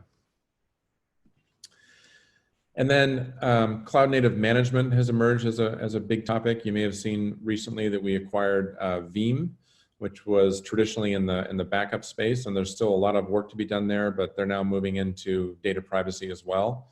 And Kasten, which is also focused on the Kubernetes and the container environment specifically, and providing the same type capability as Veeam. And then CloudBolt is really a sort of generic deployment platform, so you can deploy to any cloud that you want, or any sort of a virtual environment, and just makes it easier to sort of move workloads around as you're deploying software. And then cloud native security, obviously, most organizations have made progress on containers and microservices, and we've seen tremendous growth with Aqua, Sysdig, and Tigera that are basically helping secure containers, helping secure Kubernetes, and also helping identify what the bad actors are trying to do in that container infrastructure. So that's been a focus in the market in the last couple of years, is to solve cloud native security. And then this one is really interesting and very, very exciting. And this is really thanks to GCP and AWS. For the first time in this new digital world, it's actually possible to see what your customers are up to. So, recently I was trying to book a ticket to Singapore, and I was on a traditional airline website. I got stuck. I couldn't, get the transaction done. So I ultimately moved over to a generic platform, booked the ticket, and was on my way. That airline provider never knew where I got stuck, why I got stuck, and why I didn't book the ticket directly through them. So Quantometric built this analytics platform on top of GCP that, for the first time, lets you see what every single customer is doing as they interact with your web properties and mobile properties, and then spot the issues that are causing the biggest revenue leakage, and then point your development organization at fixing those problems. Game-changing platform. And then WalkMe was built on top of the AWS platform that basically provides a Google Maps type capability, so that now users don't have to get trained on how to use software. They don't have to remember how to use software. All they have to do is type into WalkMe what they want to do, and then the platform does everything else in an automated way. So some really exciting developments around this digital customer experience market. And then, this has been a big theme for us for a while, but we saw more and more automation happening, specifically in the cyber world, but really across IT ops, network ops, cyber ops, lots of interesting things going on. We made a significant investment in a business called Resolve, which is basically providing RPA type capability for really complex processes in IT, network, and cyber ops. And then Big Panda is an AI ops player that's going really deep on IT ops and automating that process. So lots of interesting things happening around AI ops and automation.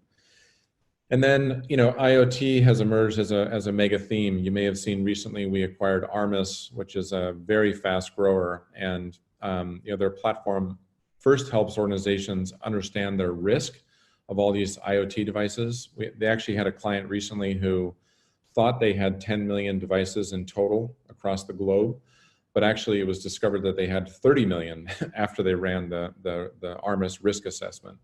And then they ultimately help secure these devices that don't have an agent running on them. Key Factor is another interesting business that helps you secure devices that can run software. So I think where the world is right now with IoT is focusing on securing it, knowing that 5G is coming soon, and there's going to be all kinds of interesting opportunities right around the corner with IoT. And then we're continuing to see, I always say that in the absence of data, machine can't learn. And because there's so much data available in cyber, we're continuing to see really interesting businesses.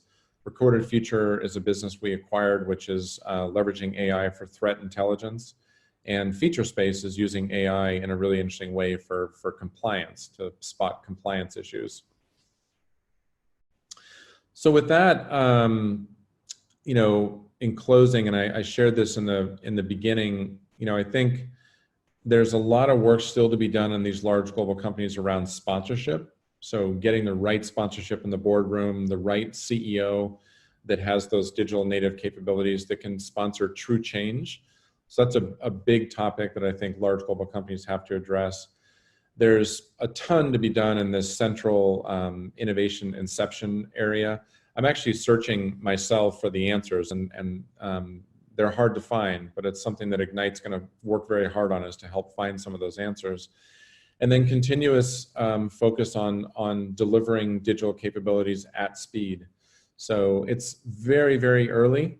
As I mentioned, that picture of Evel Knievel there is kind of where we are, but it's going to be very exciting to see over the next few decades how things unfold. And with that, I will wrap it up and say thank you very much. Hope there were a few insights in there for you. Have a good day.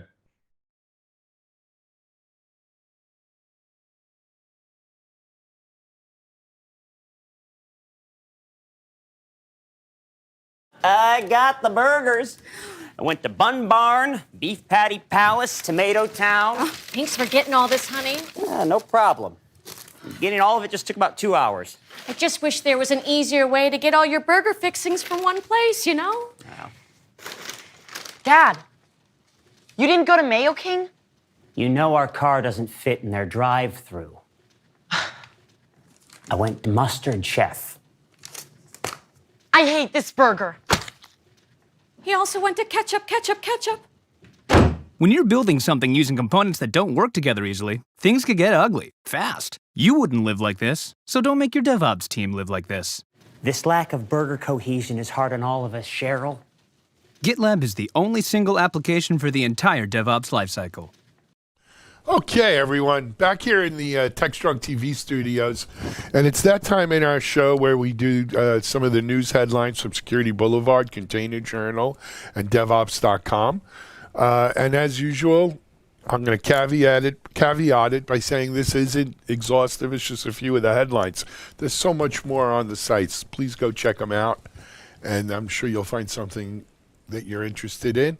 But for Tuesday, couple things. On Security Boulevard, there's a good article on business leaders underestimate the COVID-19 security risk.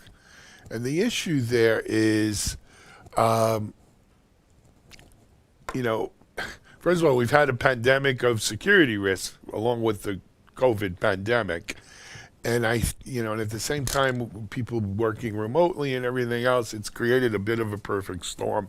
And I think business leaders have the gist of the article is that business leaders have underestimated this. Though I don't think cybersecurity folks did. I think we saw it coming. But as usual, there's always something lost in the translation. But check out the article. Another good one up on the Boulevard today is, why aren't enterprises developing more mobile apps? Interesting. You guys can read the article for yourselves. But, this whole COVID thing has certainly seen us transition to more of a remote footing. So you would think we'd have more mobile apps, and maybe we will. Maybe it just hasn't caught up with it yet. But check out the article. For Container Journal, we have Linode launches managed Kubernetes services. So they're going to throw their hat in the ring. Of course, there's more than several managed Kubernetes services available right now, but you can go check that out. Also, our friends at PortShift launched tools to secure the Kubernetes API. So we had some segments on TechStrong TV last week on this. Kubernetes API is becoming a real place where we're seeing security, managing the security of these API and API gateways, and how they work into the whole Kubernetes stack at the API level is getting a lot of attention lately, and probably rightfully so. So check out what the folks at PortShift are doing. And then over on, one more on Container Journal I'd like to give you, and that is how Kubernetes enables sustained business agility. And I think we're certainly seeing that right now as companies who are on Kubernetes and on, this new infrastructure are a little more agile, a little more nimble than maybe companies who aren't. But check out the article for more info on that. And then over to DevOps.com, a couple of articles to tell you about. A DevOps deeper dive, teams adjust to new working from home normal and how DevOps is helping that. It's a good article. I highly recommend that one. Citrix makes case for a VPN alternative. I think one of the casualties of this whole COVID thing will be VPNs. Once we get a chance to not, bailing water as quickly as we can to keep the boat afloat, people are going to look at why are we VPNing into an office to go back out to the cloud? And I think there'll be better alternatives. Citrix thinks they've got a better mousetrap. Rubrik melds data management and DevOps. So this whole idea around data ops, data management, and how it integrates into the whole DevOps mindset, agile, lean, is I think really starting to bubble up. And this article is a great example of it. So again, not meant to be exhaustive, but some great articles on DevOps.com, Security Boulevard, and Container Journal today. Please do check them out. But now, it's Tuesday, and I want to introduce my friend John Willis, who has a great conversation with his compadre Jay Bloom. So here's John Willis and Jay Bloom. This is Digital Anarchist. Hey, this is John Willis again, doing another podcast or a video cast. I don't know what you call it, but I'm really excited about this guest who is actually my coworker at Red Hat as part of the Global Transition Office, GTO. Hey, Jay Bloom. Hey, man, how are you? Good. Thanks for having me. Good to get you on here. I mean, I've been telling you how much I've been learning from you on just so many levels. It's been really just a joy to work with you. So tell everybody who you are. Who is Jay Bloom? Sure. So I started my career in IT in New York City during the dot-com boom. I survived the dot-com crash there. I was involved in building like some of the earliest websites from New York City. Was interesting because it primarily wasn't a technology base. It was a marketing base. So we had a slightly different view of what technology was used for, but I ended up often bridging kind of creative work with technology work because of the kind of creative bent that New York City had at the time. And I ended up being kind of the chief architect of what is now Razorfish. I don't even think it's Razorfish anymore. I think it's something else. I think it might be Publicus now. Anyway, and then I went and I was a CTO for about 6 years at a company that makes software for the largest libraries in the world. And that was really interesting. I was kind of given the keys to figure out how to implement a software engineering culture down there. And I learned a lot, both good and bad. And I actually had someday we can talk about my DevOps epiphany was being a CTO in a corporation where I had almost all the control over the software engineers, and then suddenly realized what I was doing to the support staff. And you told me that. That's a really interesting part of the conversation. Anyway, and then I decided to go back to school and get my PhD, which you can talk about a little bit. And in order to do that, I started a company with Kevin Baer, who's one of the co-authors of the Phoenix Project. And we spent about 6 years doing consulting for large, global corporations. The company was named Praxis Flow, was based on how to. The basic theory of it was like we need to do a bunch of research to figure out what's going to happen after DevOps. Because at the time, DevOps was quite young, but we were also quite confident that it was going to be successful. So we wanted to find companies to work with to think about like what will happen after DevOps, which was a super fun kind of research project. So we would go in and help people kind of upskill on Agile and DevOps theory and ideas, but also play with what might happen afterwards once they become successful with those basic pieces. Cool. And then I got recruited to come hang out with you guys at Red Hat. Andrew's grand plan, right? So that's right. Yeah. One of the things I love about working with you, our industry is made up of a lot of sort of really incredible people, a lot of smart people, you know. Yeah. But there's, you know, and I'm like as guilty as anybody. I'm not going to call out anybody individually, but we tend to banter a lot of sort of science. But you know, like you ask somebody like, they're like OODA loop, like, okay, go run, you know, like don't ask me any questions about it, or you know, and there's sort of a lot of, and that's okay, right? Like people will reference in a DevOps presentation some interesting, you know, Jevons paradox or this and this and this. But there's very few people that you can grab after the presentation and say, okay, explain to me A, what that is, and B, why it really is relevant to this DevOps conversation. Simon Wardley is one of those people. Sure, Mark Burgess is one of those people. And again, not to disrespect anybody else out there, and you are definitely one of those people. Like, in other words, when you see something in your presentation, you like literally, you know, when, you know, now I get paid to ask you these questions, but when I ask you, you have the sort of the computer scientist's warehouse, if you will. And I guess that one of the things, I guess some of that, but I'm sure it was in your nature anyway, but this idea that you went back to get a degree, a PhD, but it's in design, or you call it, I guess, transition design. So put that all in perspective based on my crazy long question. Sure. You know, I think, first of all, like, I have always had a strange view of what my role is in communities. I'm often invited into communities as, I like to call myself a critical irritant at times.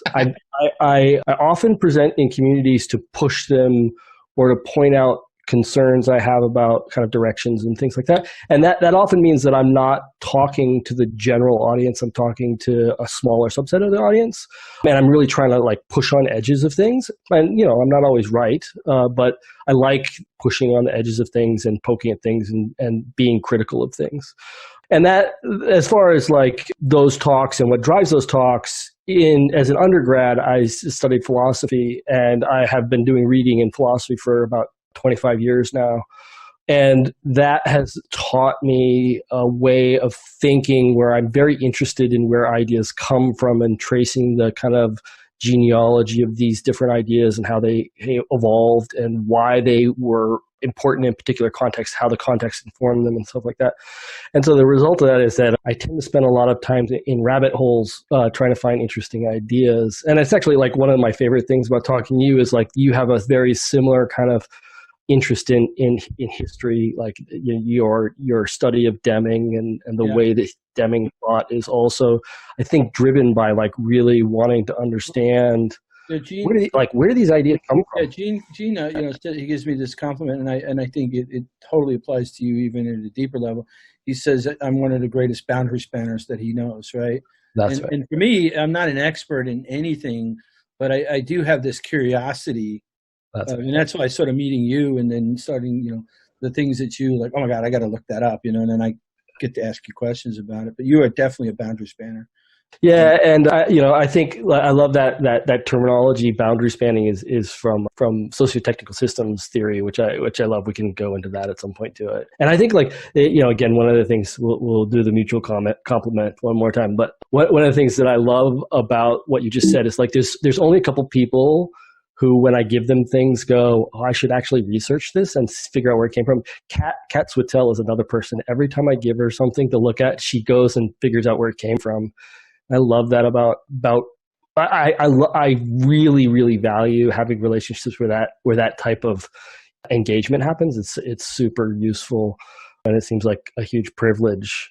Anyway, so I went back to school. I kind of pointed at it earlier. Like I started my career in software engineering in high school. I programmed. I paid my way through college by programming. So I started hands-on. I programmed JDK1. I think I wrote like a web server in JDK1 because there wasn't a web server available. So we needed to like make one in order to serve pages from it. It was a long time ago. But at the same time, I was studying philosophy, and in college I studied photography. So I have this like really kind of this bridge relationship. I have a technology and design or creativity bridge that I'm always kind of engaged in. And Carnegie Mellon started this new program. I'm in the first cohort, although most everybody else has graduated from the first cohort. I'm the only one left. But I started this program about what's called transition design, and they've recruited me into it because of kind of my public speaking, what I've been talking about in public. And it's trying to ask questions about how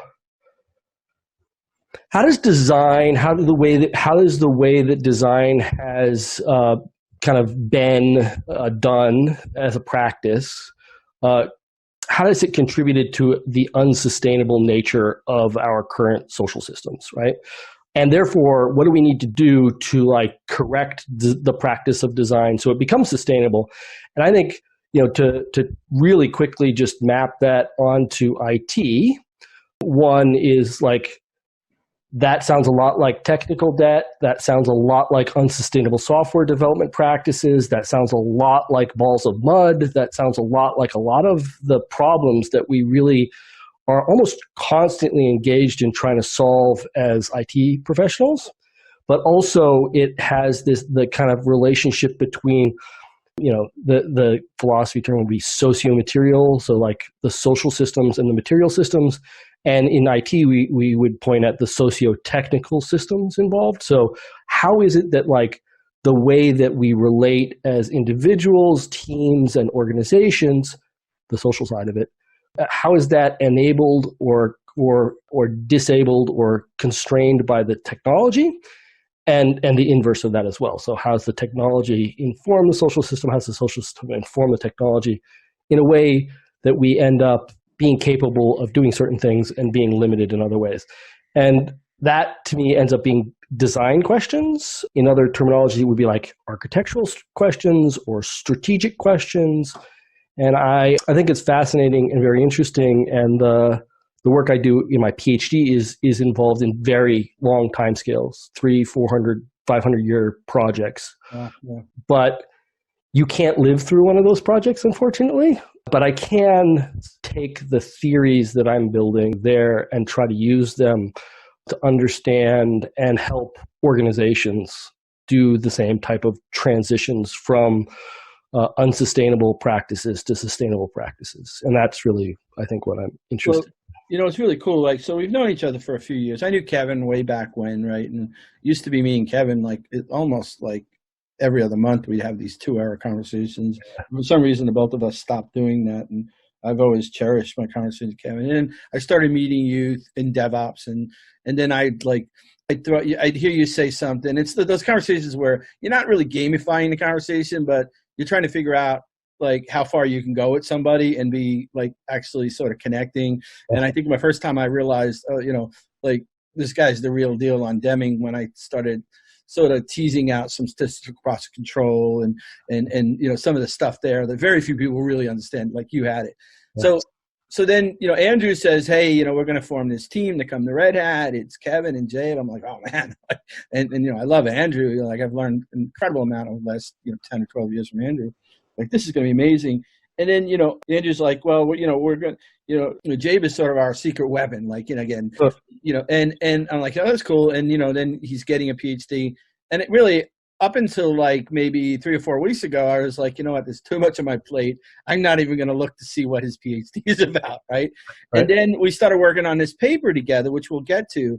And, I really got the sense of oh, I see where a lot of this is coming from. So I went in and I looked at Carnegie Mellon and I looked at transition design, and I had this sort of aha moment, not an epiphany, not quite, but I remember, there's been a lot of discussions about sort of design in, sort of the DevOps era, right? And, Jeff Sussner wrote a really good book, Designing Delivery, right? Totally. But in my opinion, and again, this is my sort of, echo chamber view, it's never really stuck to a way that I've seen it. A lot of great stuff in UX, but I don't see it as sort of deeply in the bubble of DevOps, right? Yep. And then as we were working on this thing, I looked at transition design and I started thinking about, we'll talk about some of your the ideas I'm really interested in. Is I'm thinking now, because of where we are technology wise, that actually these principles, it's self-fulfilling, but I do think maybe now is actually the right time to sort of merge those two topics. And really that starts with platforms, and we won't go there just yet. Yep. But the idea that the economies of the world, if you go back to the cloud natives, they all grew on platforms. 100%. I think anybody who's not, if you're paying attention anyhow, anywhere, you have to understand it's about platforms. So I think this idea of that maybe it is the right time to really take a good shot at merging the sort of design theory with the technology stacks that we actually are running today. Does that make sense? Yeah. I do think so. I mean, so like one of the ways I like to try to explain design to some extent is design is always very concerned with the materials that it's working with. So like if you're making a chair, like a designer cares about like what kind of wood it is. Is it wood? Is it metal? What does leather feel like? What are different types of leather and how do they interact with people? Because they understand that like the chair is a proposition about how to sit, right? It's like a way of being, and it's suggesting to you like you should be like this, right? So that's kind of abstract and philosophical. But let me kind of put it down in a different way. Like platforms are like common places where people work together, and the platform as a set of materials informs the way that you work with each other. That's what it does. That's what a platform does. And therefore it is a design decision. It's a set of design decisions about how you propose people work together on common things. And therefore I think it's really critical for people to think about like, it's not, like if we kind of go rewind a little bit in history, like most software engineering as architecture tends to be about like the maintenance of a particular code base, the maintenance of, or the creation of a system for a team or a small set of teams. But really the platform question has to do with how do I create a place where people can work together and also have their own pieces, right? They have the things they're focused on and the things we're all focused on. And there's a way in which I know through kind of an architectural pattern or design system where my stuff belongs in there. Does it belong in the common area or does it belong in my place? And I think there's some really useful architectural insights from Agile, right? The original kind of emergent architecture ideas, which is kind of like at first, almost everything needs to respond to a customer need. Because if it doesn't, you don't kind of get enough financial draw into the system to actually make it sustainable. So the first part of sustainability is just making something that somebody wants, right? But over time, if you only care directly about that customer interaction and you don't start thinking about like, we have lots of different teams and they're all servicing slightly different customers, but in fact, there are common things that they're doing together. Well, what do we do with that about that commonality? And that ends up being, I think, the question of a platform as opposed to a traditional, like a 3-tier architecture where, you have like, I'm separating the architecture into layers because it makes this application more reliable or more maintainable. As opposed to a platform, I think is asking a different question. It's asking a question about what is common among the teams and how does that work? And and to sort of summarize from my understanding, that to me is the convergence, the point of which like we're designed. Now we have something we can run to. The other thing one thing you said is, and I always get in a lot of trouble for this. I say that customer value is overrated, and you sort of alluded to that. Like if you're sort of only sort of objective is customer value, you start losing sight of all these other things. Mark Schwartz has, I love one of his books. It's called The Art of Business Value. Yep. He says it's business value, not customer value, right?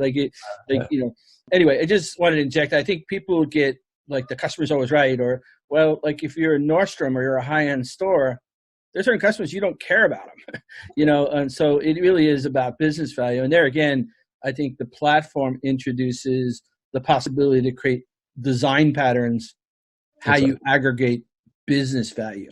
That's right. And I think that's right. I think like, again, design So if we just stick to like the word design inside software engineering tends to get pushed all the way towards the customer. Like you think about, like you mentioned, UX or, screen design or interface design and stuff like that. And the term maybe architecture maybe means design of the system itself.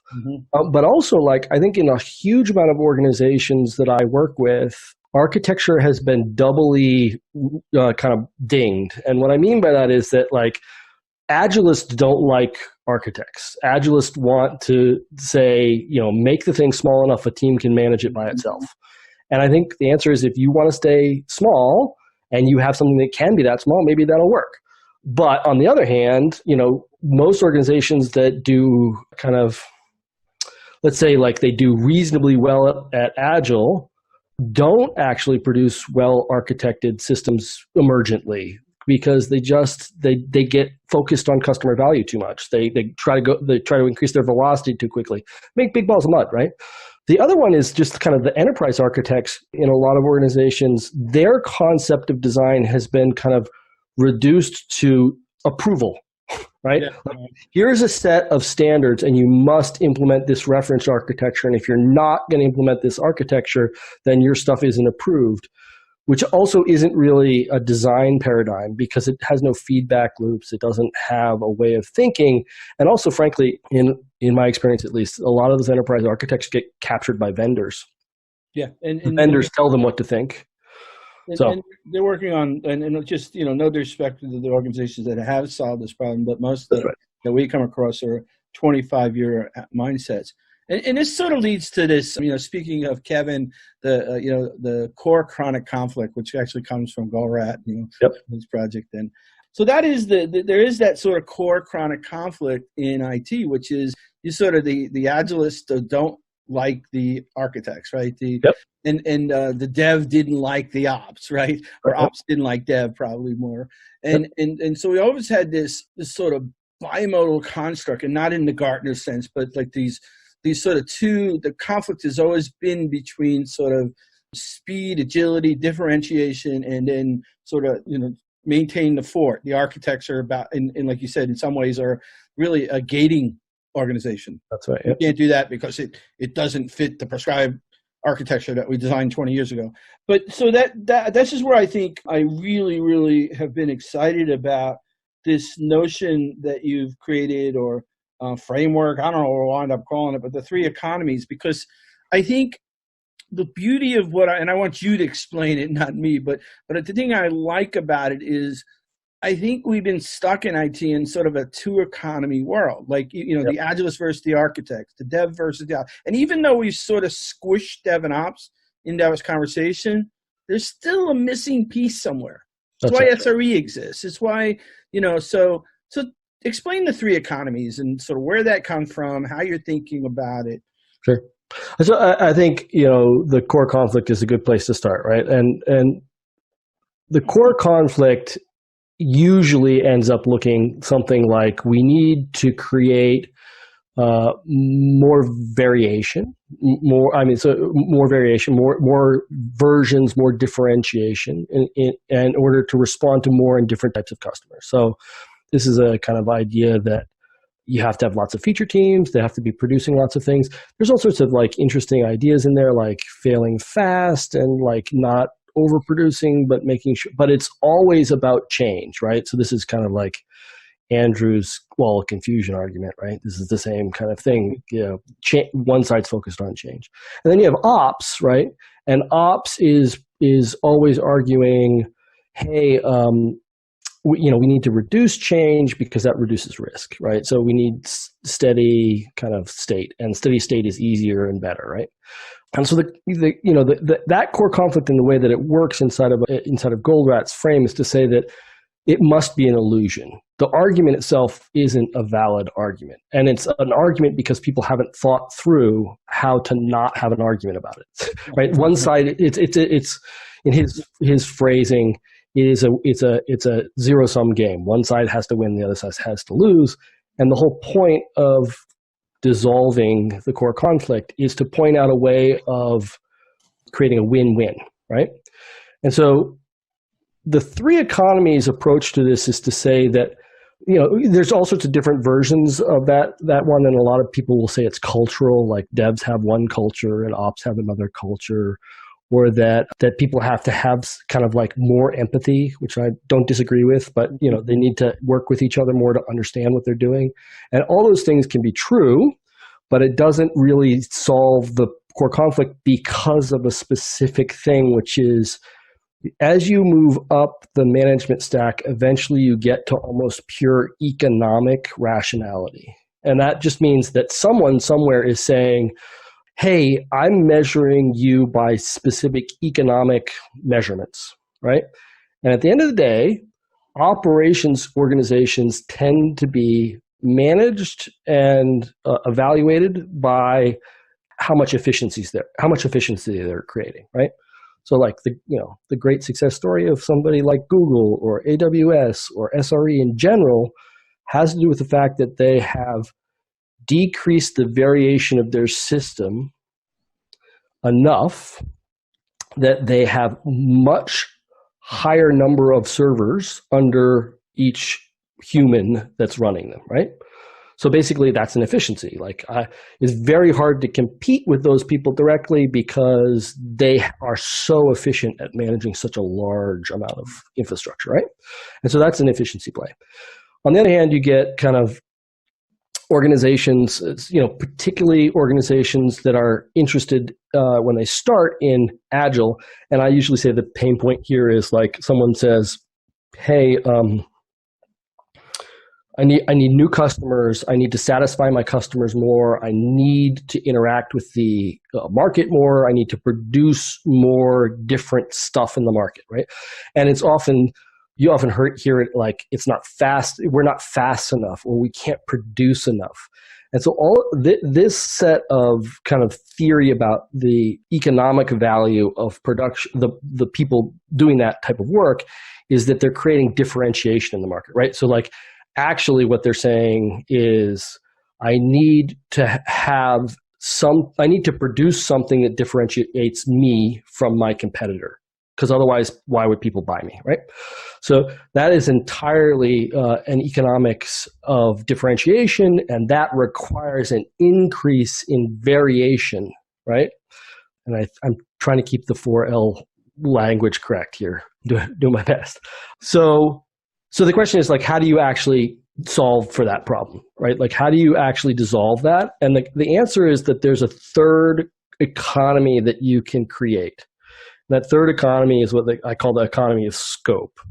And the economy of scope simply says that, well, if we look at what's happening in an efficiency economy, what we're trying to do in an efficiency economy is we're trying to reproduce things at a lower cost. So we're trying to reproduce compute and network and things like this. You call that a scale economy, right? That's a scale economy, right? So what we want to do is be able to reproduce it. But the interesting thing about that is that the way that the importance of an efficiency economy or a scale economy is that it has to be governed, because the things inside of it can be consumed. So when you think about this, what I'm saying is like, you can't just let anyone run anything on your network. Right. You can't just let any code execute on your CPU compute pool, because it might run away and consume all the CPU compute. And that means that everybody else is on that CPU compute pool also gets punished by it, right? So you have to constrain it in a way. And so that constraint, the way that is governed in a lot of ways, is literally limitations on what the software engineer is allowed to do, right? And that's interesting and useful and important to know that in order to create efficiencies, you do need to have certain constraints, right? On the other hand, there's stuff inside of most organizations that doesn't get consumed in use.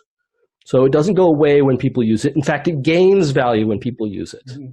And this is what we call the economy of scope. And so things like data. So you can think about like, if you had, let's say you have like 5 or 6 different business lines. Some of them you have gotten because you acquired another business. Some of them have sprouted up various ways.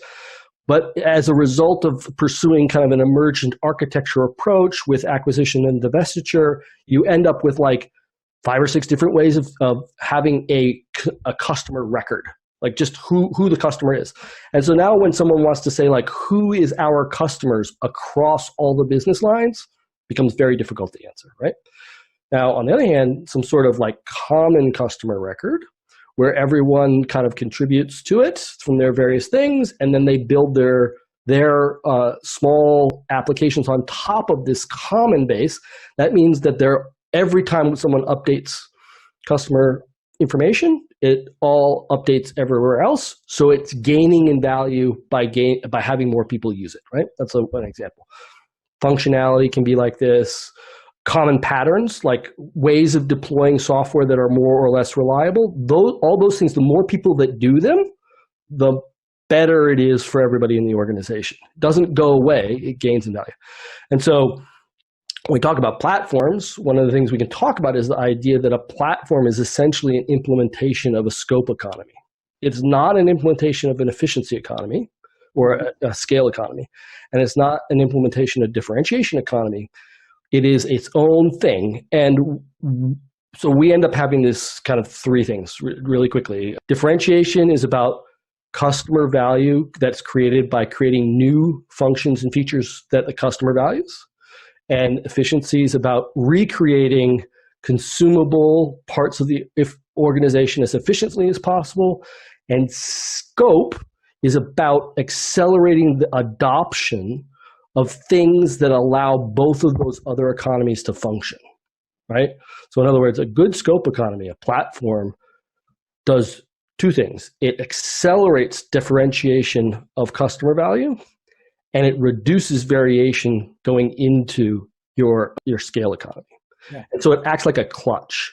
So in Andrew's original version of the picture, there's a wall in between, but I like to think of it as actually a set of gears not working, like you're grinding. And the scope economy is literally a clutch that fits between the two that makes allows both of the rotational movement of both sides to synchronize and work. I was telling a friend of mine who's been at IT for about 10 years now, and he's a friend of mine. We started business years ago. I was explaining to him what I was working on, and he said it sounded to him like a carburetor, right? Yeah. Which I thought was interesting, right? Like you get the gas and the oxygen. In the end, you get this. I think the thing that, I've told you this, and, Mark Burgess wrote the forward to the SRE book. So Mark Burgess, who really invented infrastructure as code as a whole space, was the original author of CF Engine.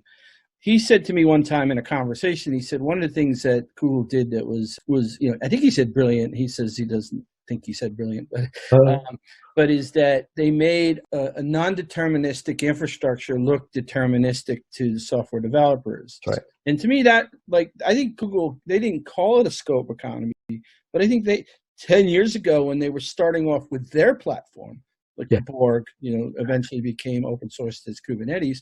I think that they saw that, and one of the things, I don't know if it was you or Andrew came up with this idea of, instead of a platform as a service, we think of it as a platform as an interface. What Google did really early on is said, you know what, I'm going to let the developers just develop.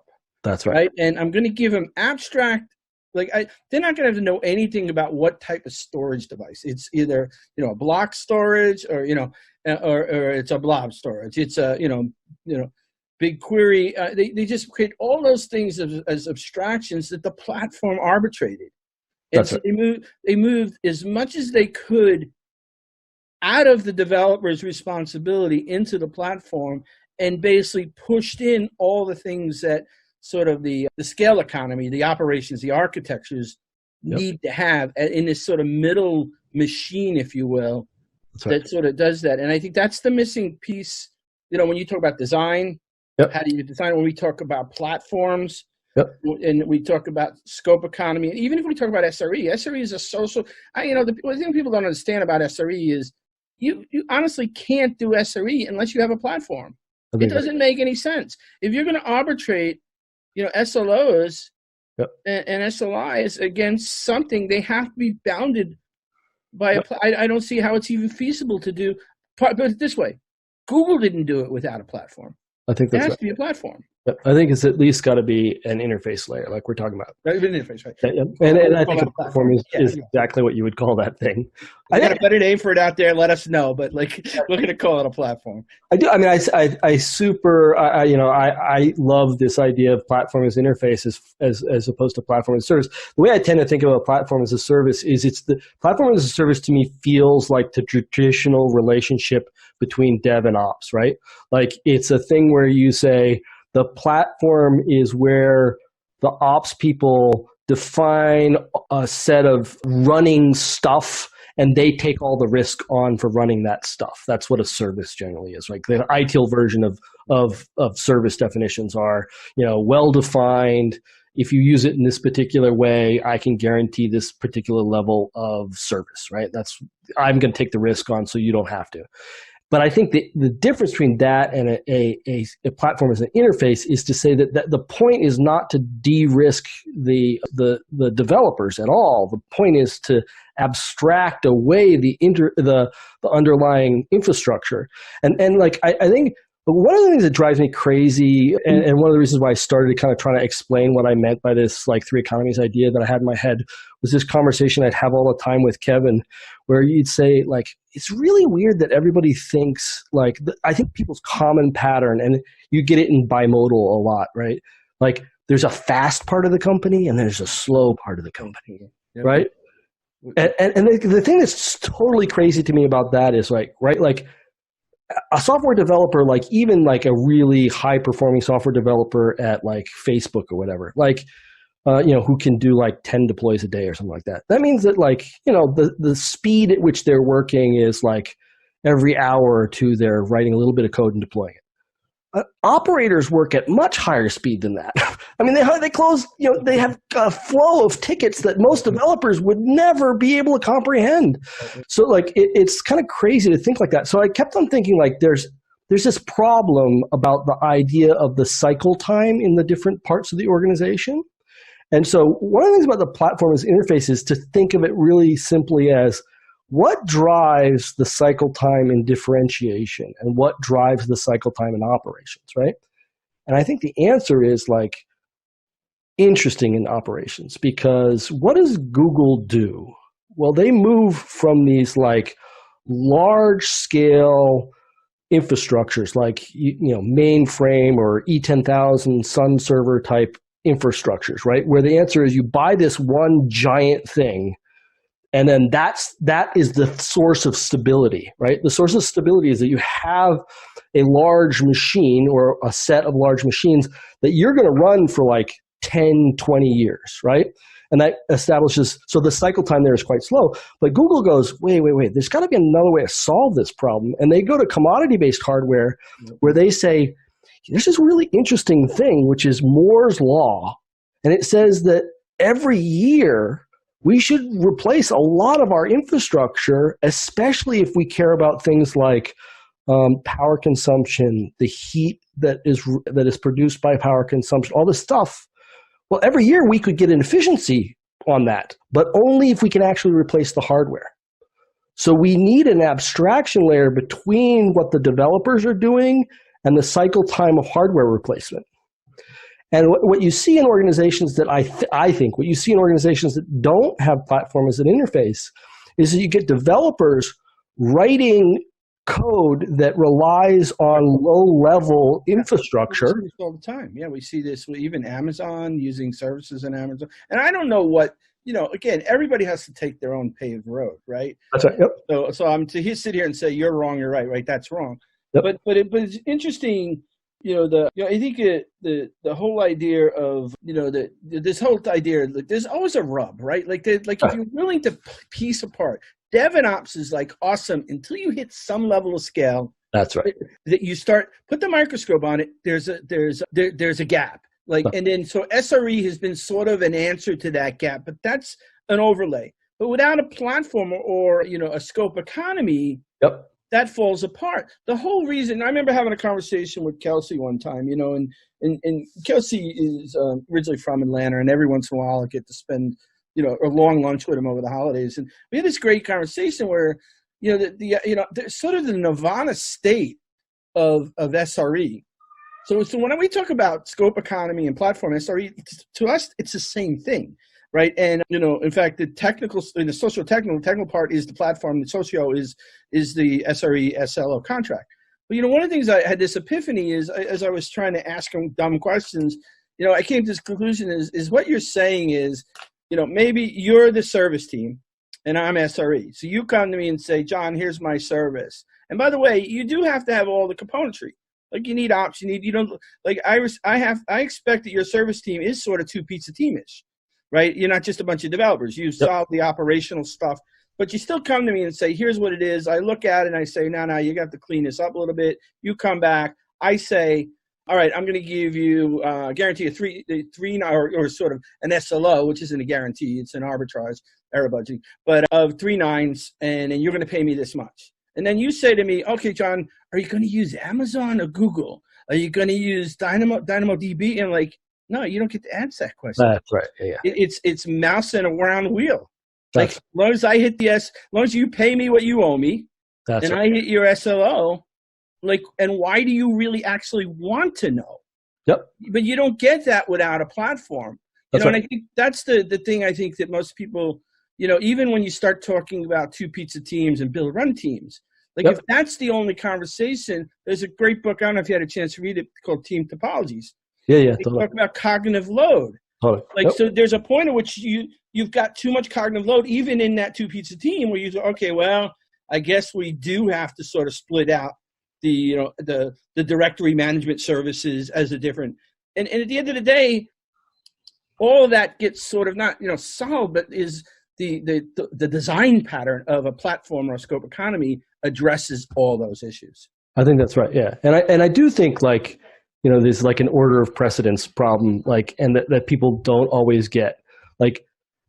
SRE doesn't create reliability.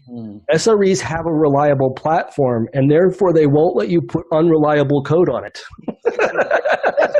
that even I'm saying duh to myself, right? Yes, of course. That was the point you made earlier.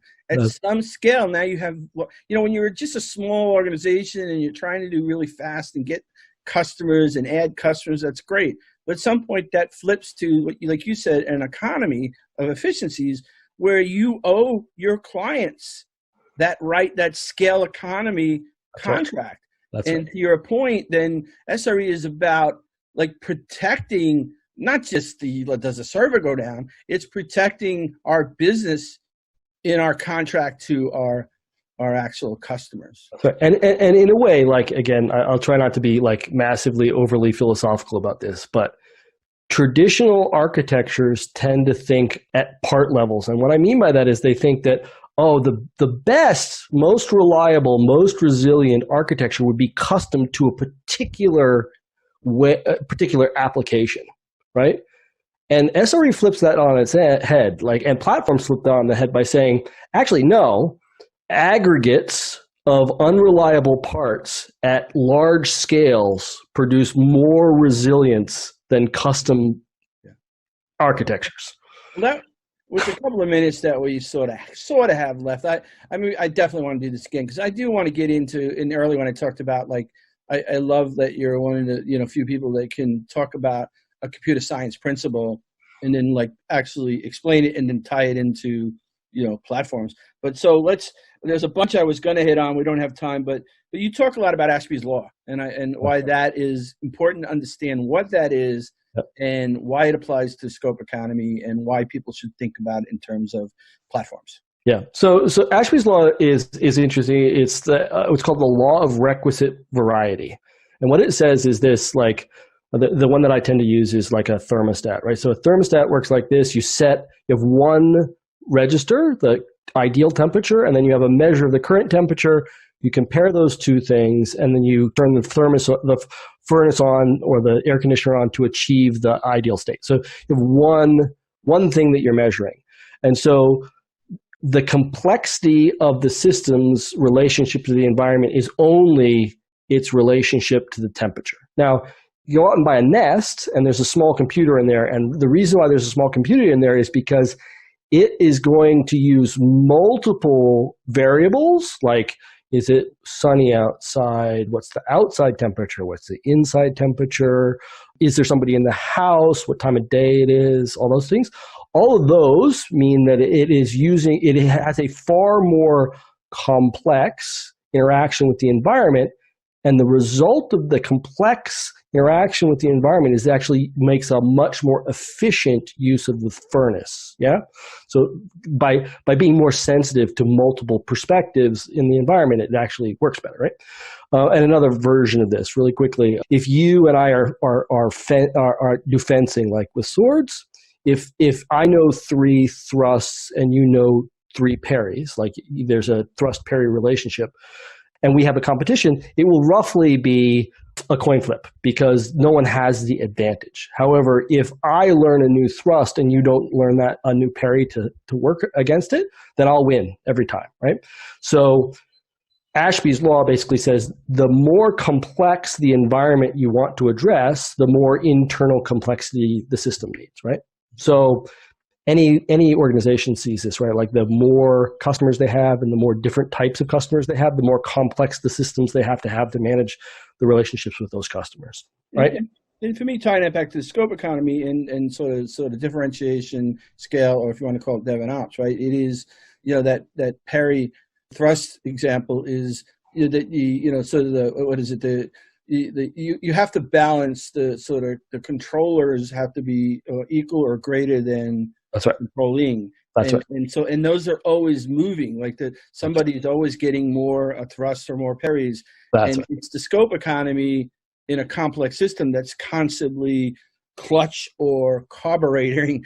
How much gas comes in and how much oxygen you take to get the right. That's right. And really, like part of it is to think of it as the 3 economies. If you think of it kind of as a whole system, what it's asking management to do is to understand that all systems have a certain amount of variation they can sustain before they collapse, right? Like this is kind of like traditional lean style thinking. Like quality is defined by being able to actually create something with a consistency, limited variation, so that you don't get like screws that don't fit the bolts anymore, right? So we all understand like there's a certain stability. Like if you push the system too far, it will collapse, right? Or you won't be able to afford being able to sustain the variation. So then the question ends up being like less the traditional Ashby version, which is like there's the outside and the inside. It becomes, okay, we have variation in the system. Where should we invest the variation? That's right. And the answer ends up being, oh, wait, what we should do is basically squeeze the variation out of the back end of the system, which results in a reduction of variability at the scale economy. Mm-hmm. Push some of that into the scope economy, and that scope economy ends up being the relationship that reduces variation, therefore allowing people to reduce variation in the back end. And you push it all the way as closest to the front as possible, so that you're basically investing all of the variation, which has a cost, as close to the customer as possible, right, and reducing as much variation in the back that reduces the variability of response.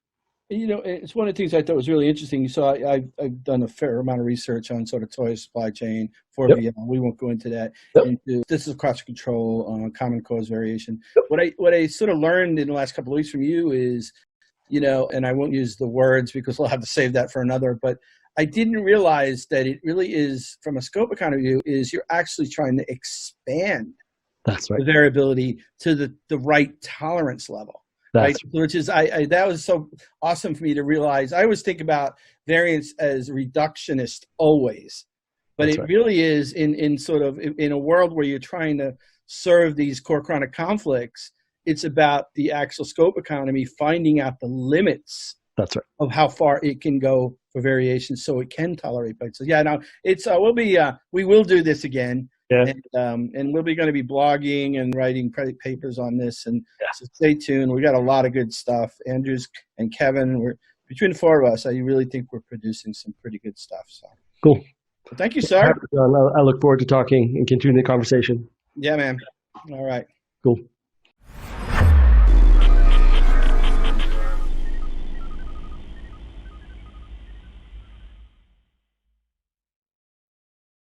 Right now, software is more important than ever. It is powering the online services enabling teams to connect, collaborate, and work remotely, and allowing innovation to continue to get to market rapidly. CloudBees offers software delivery automation solutions to support all remote teams, and you can use the best-in-class tools you need to get the job done. CloudBees helps you build stuff that matters. Visit cloudbees.com to learn more. Hey, thanks, John, and many thanks to Jabe for sitting down with John for that conversation. You know, if you haven't had a chance to catch the last 3 or 4 Tuesdays in a row where John has spoken with Kevin Baer and Jay Bloom and Andrew Clay Schaefer and some others, you know, John's just been having some great conversations, man. Don't miss out. You can always go back and watch those on demand. They're on every Tuesday. And John, of course, will be on next Tuesday with another great one. For now, though, it's that time where we're going to turn things over to our managing editor, Charlene O'Hanlon. And Charlene has 2 good interviews today, one with Ben Siegelman, CEO of Lightstep, and with Jonathan Hunt, GitLab VP of Security. So let's head over to Charlene O'Hanlon. This is Digital Anarchist. Hey, welcome back, everybody. This is Charlene O'Hanlon, Managing Editor at Media Ops, and I am so thrilled now to have with me Ben Siegelman, who is he's a former senior software engineer at Google and the current CEO of Lightstep. Ben, thanks so much for taking some time and talking with me today. My pleasure. Great. So I'd like to have a kind of a general conversation about how cloud providers are faring as more people are working from home and logging onto the internet, and how they're basically handling that influx of data, that traffic that's running through their systems. But before we get started, I'd like you to tell us a little bit about Lightstep. Sure. Lightstep is an observability platform for large software applications, the kinds of things that I think are actually growing in importance during the shelter-in-place time. You know, a lot of our customers are, Twilio and GitHub and Lyft and Under Armour and companies like that have been doing a lot in the digital space, and they use Lightstep to help their own development teams and operational teams keep their software reliable and performant. Okay. All right. Great. So then let's dive right into the kind of cloud provider perspective when it comes to traffic in light of the COVID. I think I saw a statistic actually that you sent over to me that that overall traffic volume has increased by as much as 50% in some regions. Is that right? Yeah, it's pretty fascinating. The traffic volumes, especially throughout March and into April, as shelter-in-place orders were coming into effect, were quite regionalized. Like the change in areas where there has been a shelter-in-place order is much more pronounced than places where there hasn't. I think the explanation there is pretty obvious. Mm-hmm. And the traffic type, internet traffic is not all the same, right? There's traffic that's for streaming video, and then traffic that's for other lower latency applications, and a lot of the traffic has been focused on streaming. I think whether it's Zoom interviews like this one, and we're sharing that bandwidth with Netflix, and also with lower latency collaboration applications. So the traffic it varies by type, but we have the overall internet traffic volumes have increased substantially in the regions that have been affected. Yeah. Okay. All right. Yeah. I think about just the amount of streaming that's happening in my home on a daily basis now, between these interviews and the conference calls that we have to do, and then my son's online learning. So there's a whole lot of streaming going on here for sure. Yeah. So, if you think about just my household and the amount of streams I have going on at any time, and you kind of multiply that by the number of households, even my little town, but it seems like we're well beyond maybe even the 50% increase. So how much becomes too much for these cloud services providers? Yeah, that's a great question. When I think about we're talking about things that are obviously very complicated and have many layers. Mm-hmm. And the way I think of it is that you have really like 3 layers that matter in terms of reliable services. One is the internet itself, the actual network. Mm-hmm. The next is the cloud providers that it's of course not required, but many of the applications we depend on are now hosted within Amazon or Google or Azure's cloud, right? And then you have those applications themselves, and you have these 3 different pieces. And if any one of them breaks, then the whole thing breaks, right? So you have all of them need to be behaving well. The internet itself, I'll start there. I think it's kind of fascinating. We've obviously been testing the internet, and it's become an increasingly important part of our lives over the past several decades. But this crisis that we're going through as a species, I think, is by far the most important test we've had of it. And that the commerce, which, it's not just about making people money, it's about employing people, which is obviously gravely at risk right now, Mm-hmm. is held up and propped up in many ways by the internet. And the internet's success is crucial to our overall ability to function as like a global economy. So this is by far the strongest test we've ever had of the internet. Of course, when it was designed in the 60s, at that point it was called ARPANET. It was actually designed to withstand. It was the purpose of it from the military was to withstand potential, regional collapse of infrastructure, most likely caused by a nuclear war. Frankly, like it was meant to withstand that kind of impact. This is a different kind of impact, obviously. I don't think that people in the 60s were thinking about folks streaming Netflix, but there actually are some similarities in that the internet was designed to degrade gracefully. And I think what we've seen is, I don't know if people are aware of this or if they're noticing it or not, but your Netflix is probably, degrading to 720p or something like that instead of HD. And you're kind of like, okay, whatever. But the internet is actually doing its job. It's designed to be able to prioritize different types of traffic. And so although I think we've exceeded at some level in certain areas, I think we've actually exceeded the planned capacity. The networks are doing what they're supposed to do, and they're degrading gracefully. And our applications are also degrading gracefully. So you can still watch Netflix, it's just maybe not quite as many pixels. So in some ways, that's actually working exactly as designed. And what you want to see in a computing system is that kind of graceful degradation. The frightening thing is when you hit max capacity and then it just completely falls over. So I think the internet's doing a great job. The cloud providers also had some buffer and some max capacity that they built in as well. I've heard stories here and there. I mean, I don't speak for Google or Amazon or any of them, but there are instances where certain regions are having some provisioning issues. But overall, I think that the cloud providers have managed to weather the storm through spare capacity of their own. And then the last piece is the applications themselves that are maybe hosted on Google and Amazon, but are actually written and run by these various organizations, whether that be, Zoom or Netflix or whatever. Those applications, I think, it's variable. I think that there are places where they were already experiencing such network effects that the increase in their traffic has been manageable. And then there are other things like e-learning platforms, like, you were mentioning your son. My daughter is also involved in a bunch of e-learning, and I don't want this to sound slanderous, so I'm not going to name names. I actually sympathize with them, but this poor e-learning platform probably just saw an 100x increase in load in the span of a couple of weeks, and it's not very reliable, I'll tell you that. And it's difficult for people writing those applications to plan for that kind of change. When you're writing software, you expect things, maybe if you have a good year, you'll see a 10x increase in a year. You don't plan on a 100x increase in the span of a couple of weeks. And I think for applications that are particularly well suited to these times, that's a lot of entertainment, a lot of collaboration, some e-learning.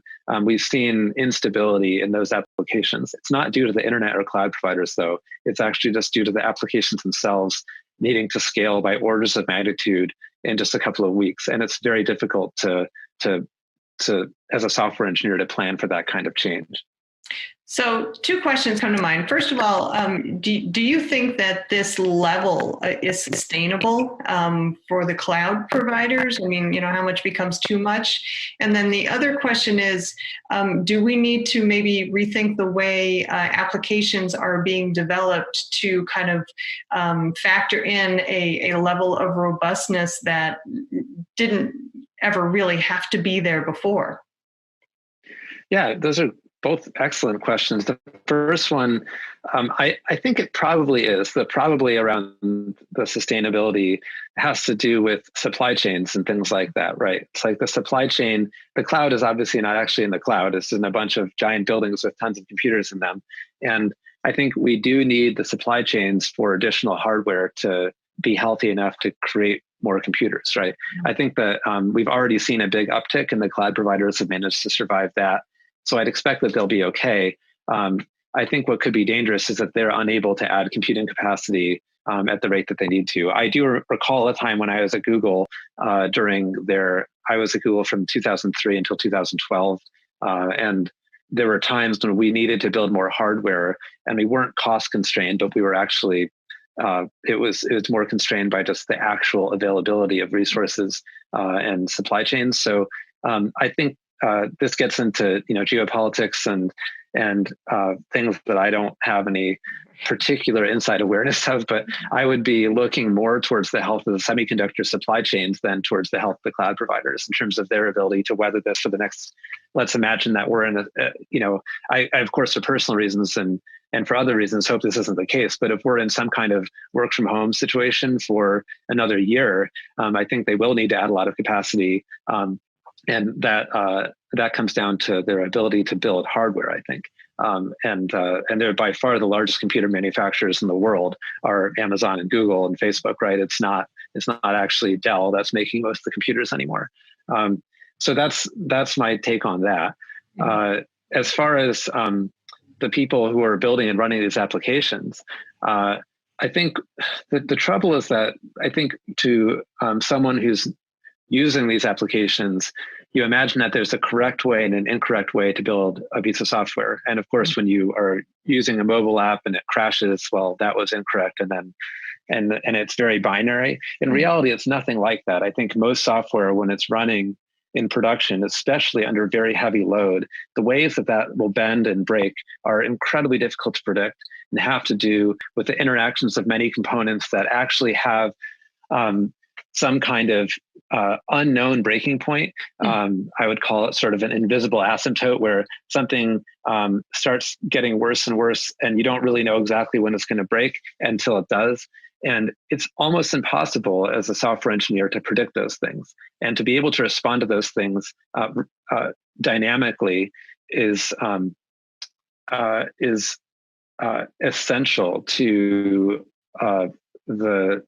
not just the operations teams, but the entire development organizations. Mm-hmm. Their ability to weather the storm has to do with their ability to predict and respond to these sorts of failures before they're profound user-affecting outages.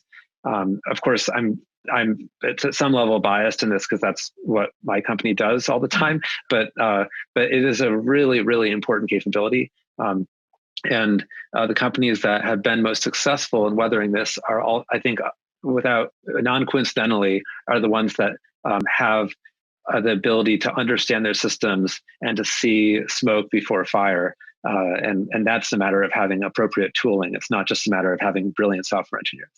All right, great. So, obviously there's, we're kind of hearing, little rumors here and there about, well, not even rumors, but buzzes that, remote work could be kind of the new norm, whether it's full-time or part-time. So obviously, organizations are going to need to adapt their infrastructure to accommodate this. We used to hear like, you need to move to a digital infrastructure so that you could be more productive and more competitive, and, you can, create a better customer experience. But now it almost sounds like you need to build a digital infrastructure so that you can survive, basically. You need to be able to handle this load of traffic. am I hearing this right? I mean, have we kind of shifted that whole conversation about digital transformation?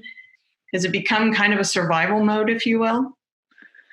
Certainly feels that way, I think, at the moment. I mean, I think as much as we try to be intelligent, rational beings, at some level, I think it's hard to escape your current reality. And since no one has an end date on this world that we're in, it certainly feels that way. And I think even if we get out of this, I'm absolutely positive that a big portion of our society, certainly including me, will have some PTSD around all this. Mm-hmm. And at least understanding that you have the optionality to exist in this kind of world is going to feel somewhat mandatory. Yeah.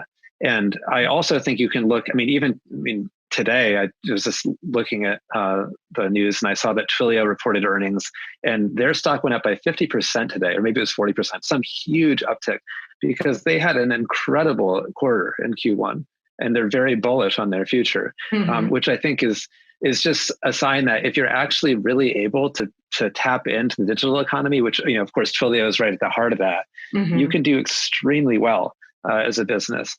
And needless to say, there aren't a lot of areas of the economy right now where people are just killing it, right? So I think there's also a recognition that digital businesses are probably the healthiest businesses to be in during times like these. I think it's making it's in the last 10 years of a bull market, I think there's been a rising tide in general, of course, with some exceptions.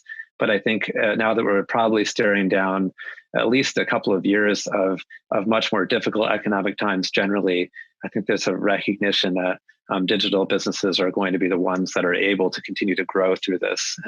And that's going to be a necessity, I think, for folks that are trying to build like an enduring company of their own. So. All right, great. So I guess my last question is, what do you think the future of work from home is going to be in light of everything that's happened? That's a good question. I mean, I think that a lot of folks, I'm a CEO of this company and we've been thinking about remote work for a long time. And a couple of years ago, we certainly embraced it to a certain extent. And if people want to work remotely, that's fine. We didn't put a cap on it or anything. But then a lot of people, I think we've been going to the office our whole lives and enjoy that and continue to do that. And then, of course, we were forced into this new mode. And of course, there have been some things that are more challenging, but other things have actually been really nice and really easy. And I know that a lot of other organizations have seen similar things. What I'm expecting is that for jobs where physical interaction isn't just necessary. I mean, of course, I don't think work from home is going to work for a barber, right? But for jobs where it can be done virtually, I think that you're going to see a lot more openness to that. And a recognition that in some ways it's actually, as long as the employee is happier in that configuration, it's better in a lot of ways for the business as well. I think that this change it's remarkable. We had longstanding complaints that maybe there are a few too many meetings per capita at my company. Those things corrected themselves very quickly because you don't want to sit through unnecessary Zoom meetings. It's just not that fun, right? So I think it's in some ways it's actually really healthy for the culture of a company. So yeah, my expectation is that there used to be a lot of skepticism of work from home, but I think now that everyone's been forced to do it, we can see that there are many benefits to it as well. And I think people, I expect that most organizations or at least progressive organizations, will embrace work from home in a unqualified way as an option for their employees. Although I think there are other folks who still swear by the virtues of just going to an office and separating their life into, not blending work and home too permissively. And so I don't think this is going to be like the death of the American office or something. I think a lot of folks still prefer that, myself included, actually. Yeah, I think you're right. I think we're going to see that hybrid solution for a while. But speaking as a full-time work from home employee, I will say actually my life has been disrupted a whole lot more by this COVID crisis than perhaps other people might have thought. But that's another parenting is a different story. Having schools being closed, the no schooling thing is far more disruptive than work from home for most families with kids, and that's a different story. If that continues, then I don't know, man. That's going to be a wild ride. So it's a whole other ballgame then. Absolutely. I agree 100%. So, but Ben, thank you very much for your conversation. You have provided some much needed insight. So I really do appreciate your expertise. Thanks so much. Thank you. Okay, guys, stick around. We've got more TechStrong TV coming up, so please stay tuned.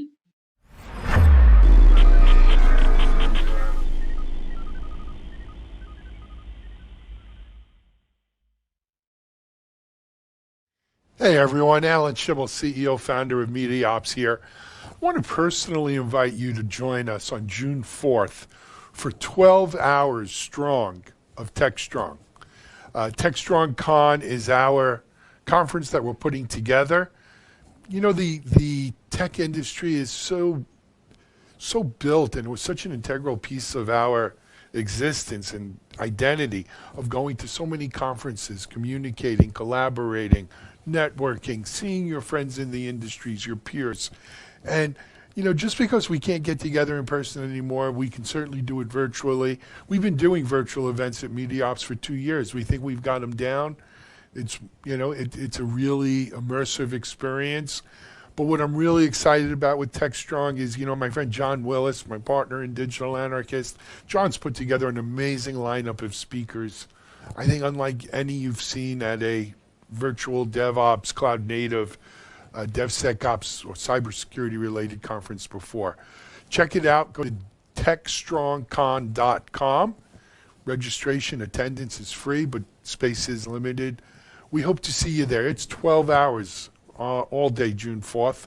techstrongcon.com. Stay well, stay healthy, stay strong. TechStrong. This is Digital Anarchist at RSA San Francisco 2020. Hi, everybody. This is Charlene O'Hanlon, Managing Editor at Media Ops, which produces DevOps.com, Container Journal, Security Boulevard, and Digital Anarchist Media Platform. We are day 2 of RSA 2020. The theme this year is human element. Lots of interesting conversations around that, but I'm about to have another very interesting conversation with Peter Danhue, who is the CEO and co-founder of Secure Code Warrior. That's easy for me to say. How are you? Good, thank you very much, Charlie. How are you doing? Yeah, I'm doing great, thanks.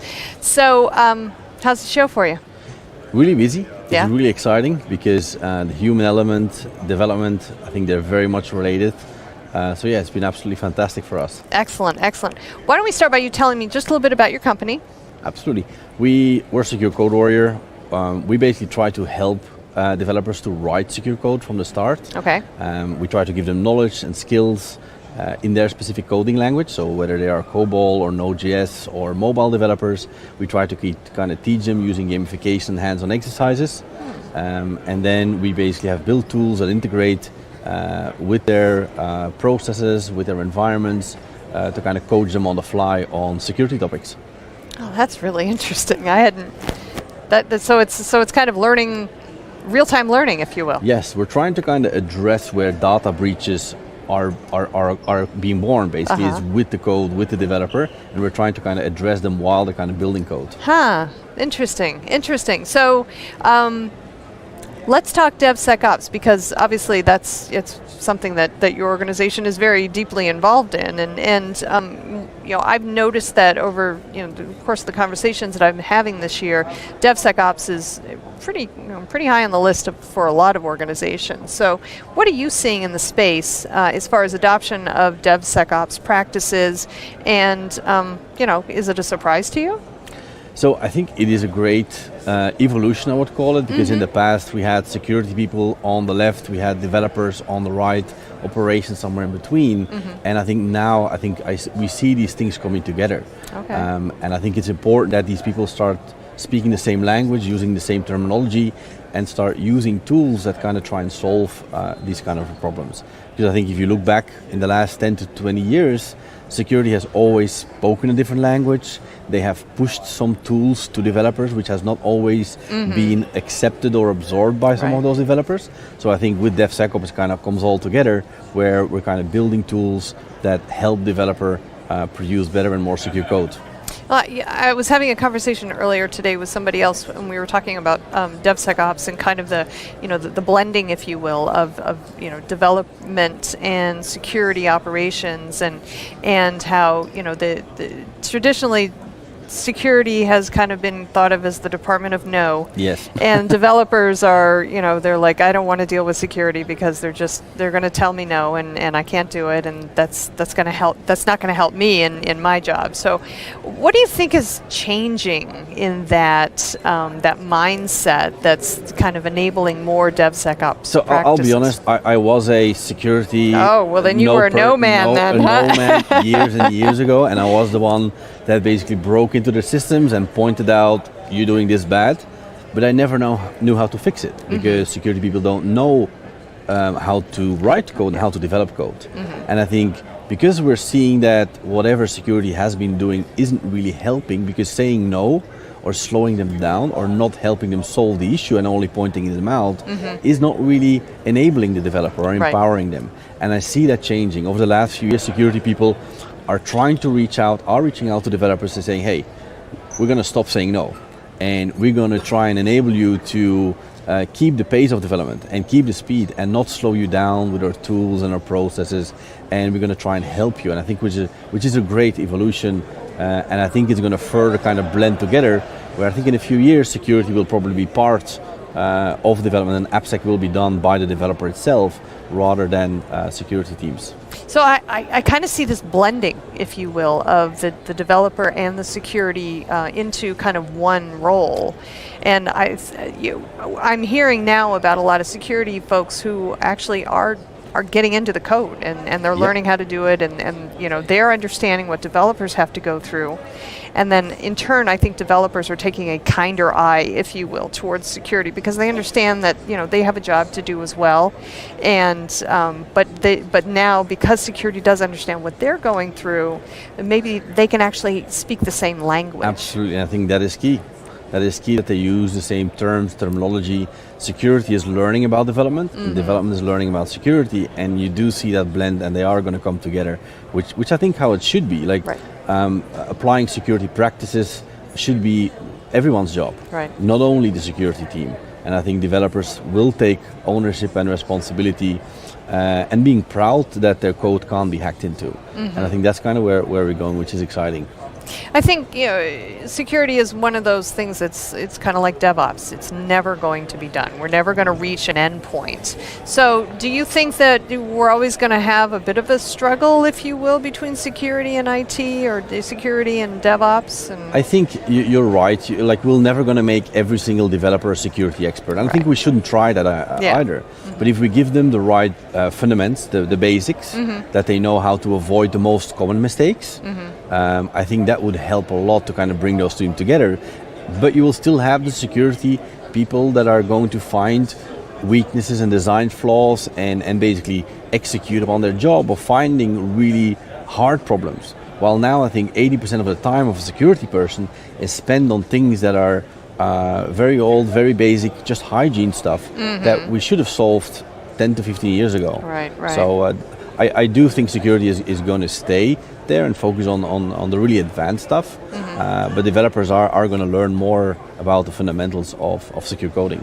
So what about something like, I don't know, open source code that's being reused? I mean, we hear about that all the time, and that was actually a big topic last year at RSA. So do you think that the market is, or the industry has kind of maybe gotten wise to the idea that maybe reusing that code, from a cyber hygiene perspective isn't the best idea, or are they kind of doing things to wash it? Well, I think we all acknowledge that sometimes it's not a good idea to just reuse code from somebody on the internet's published. Right. And I think we are building technology that can help us with that. I think Snyk is a good example of a company that does that.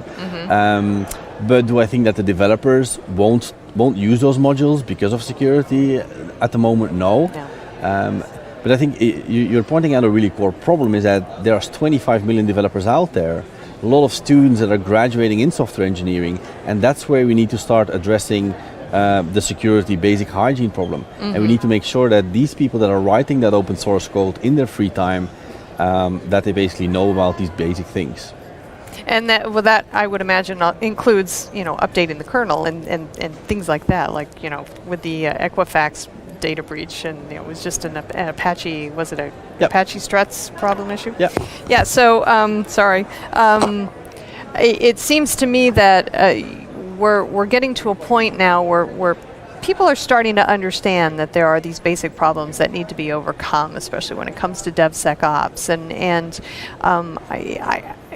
I like to see the direction that we're heading right now. But I wonder, are we moving fast enough, do you think? Are we moving too fast? Are we moving too slow? Seeing the amount of breaches that are still happening every single week, we could probably move a little bit faster.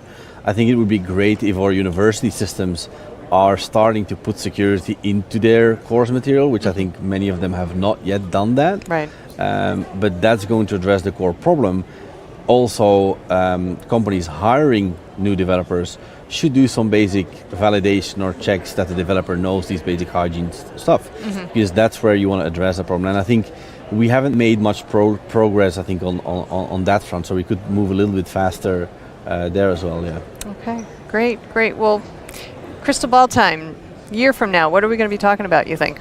I think we'll still be talking about the human element, because I think a lot of security comes back to the human and how aware they are about the problems, because I don't think developers do this intentionally. They don't intentionally write insecure code, but it all comes back around awareness and understanding and a common language. Okay. All right. Well, Peter, thank you so much for having the conversation with me. Really great stuff. Appreciate it. Awesome. Thank you very much for having me. Guys, lots more interviews to come, so please stick around on the Digital Anarchist Network. Thank you.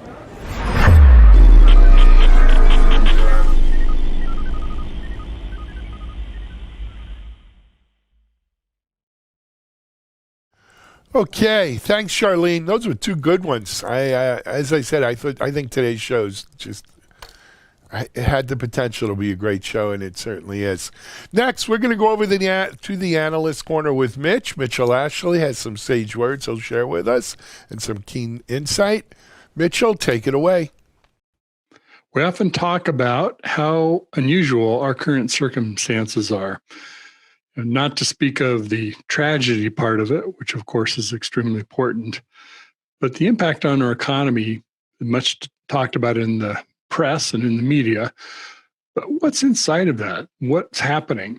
And what's interesting to me is that, I often equate to what are past experiences, and there's certainly some things that are very relevant to that.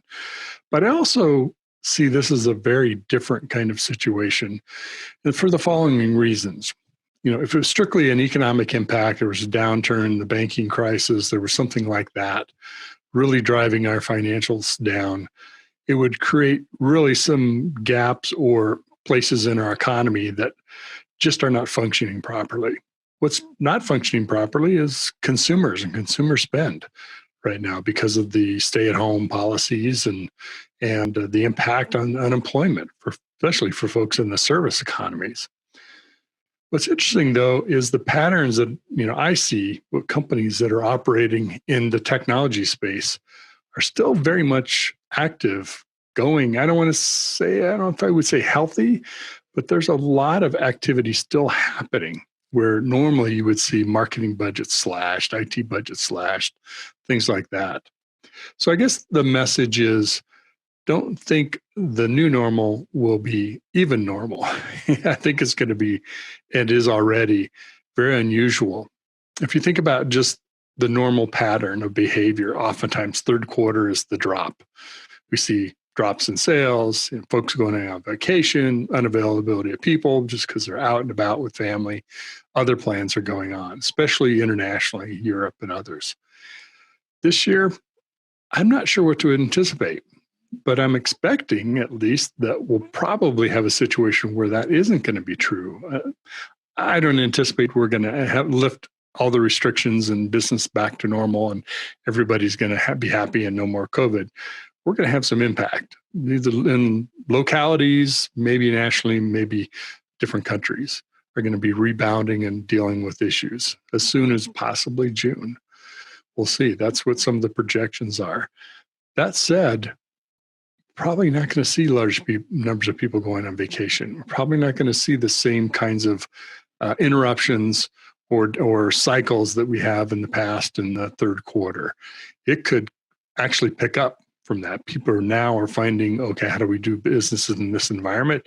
We still need digital transformation. We still need disruptive strategies. We still need software to not only drive our business, but help us be competitive in a corporate recovery in this economic condition. So we could have a very active third quarter. So my message is, think about what we've had experienced before, but also think it may be entirely different, because that can change your plans. You may have a very active third quarter. You may have, the typical downturn. I'm not sure. We'll see what takes place. But either way, the new normal's not going to be normal, and there probably will be multiple next normals instead of one new normal. So I wish you the best as you continue to excel, strategize, deal with current situation, and figure out how we all come together out of this, and hopefully in great shape for as much of us as possible. And for those businesses that are struggling, understand that's a tough place to be. And hopefully you're finding ways and approaches and suggestions and tips that are helping you. So wish you the best. Be careful, be safe, and we'll see you soon. DevOps.com is the #1 online destination for DevOps education and community building.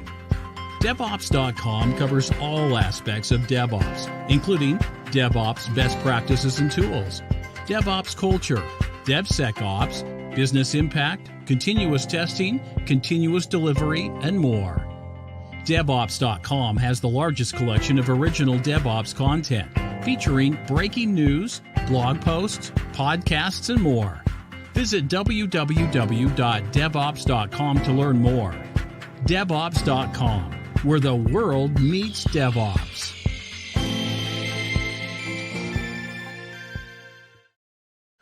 All right, back here in the studios, we have another segment for you today. It's Tuesday, so we're going to check in with our friend Mike Vizard on Channel Roundup.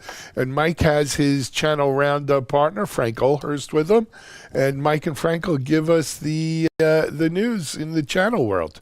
Mike, Frank, it's all yours. This is Digital Anarchist. Hey, thanks, guys. Hey, Frank, good to see you again. How are things in the channel? Things are interesting. The current situation out there has made some things very interesting. And I think there's a lot of new opportunities coming up out there for people that are aggressive about it. And I think there's a lot of perhaps traditional services that might go away. We'll have to see.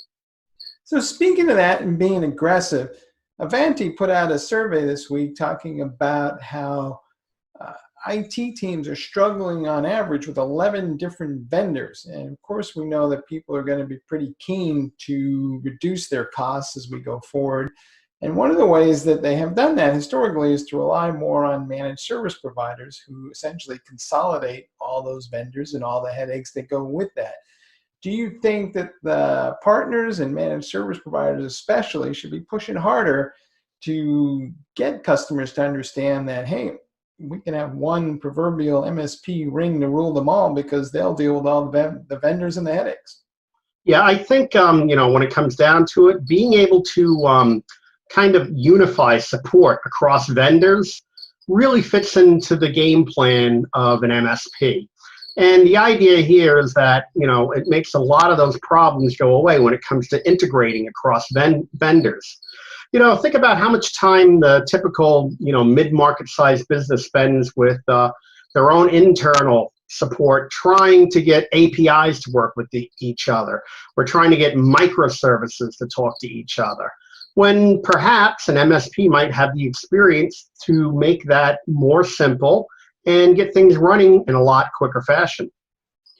Yeah, I just don't know if the MSPs have the marketing savviness to go drive that, or if they're just waiting for somebody to call them and ask them, or do you think that MSPs need to find a way to market themselves more aggressively, but maybe not in a way that comes across as being COVID-19 obnoxious?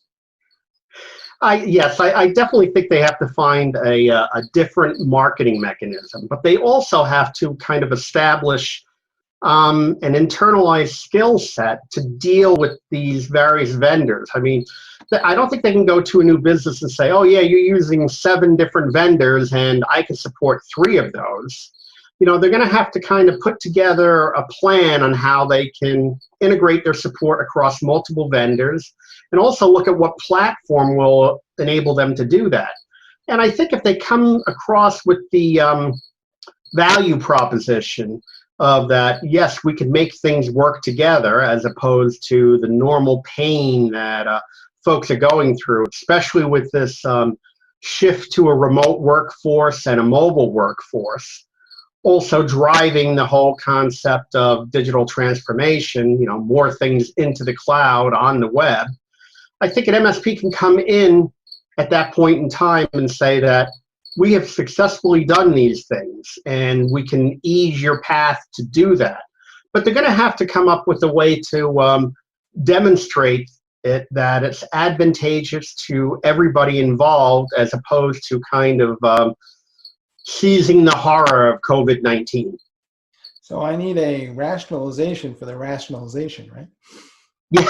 Yes, exactly. Okay. Hey, I want to pick up on another conversation that we've been having on an ongoing basis, but we talked about how everybody rushed to get their workforces to be able to work remotely. And now they're all struggling with these VPNs that they had in place.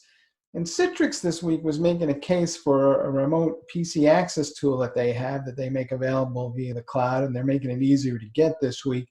And their argument is that their protocol is a lot more efficient in terms of how it sets up tunnels, and you can access applications on the desktop more efficiently versus using traditional VPNs. And I wonder if there's a story or an opportunity for partners to start thinking about how are they going to help customers deal with the new normal. I don't think a lot of people are going back to work anytime soon, and if they do go back to work, they may be working from home a lot more than they think. And is there a time now to start thinking about how are we going to enable that in a more efficient and reasonable way?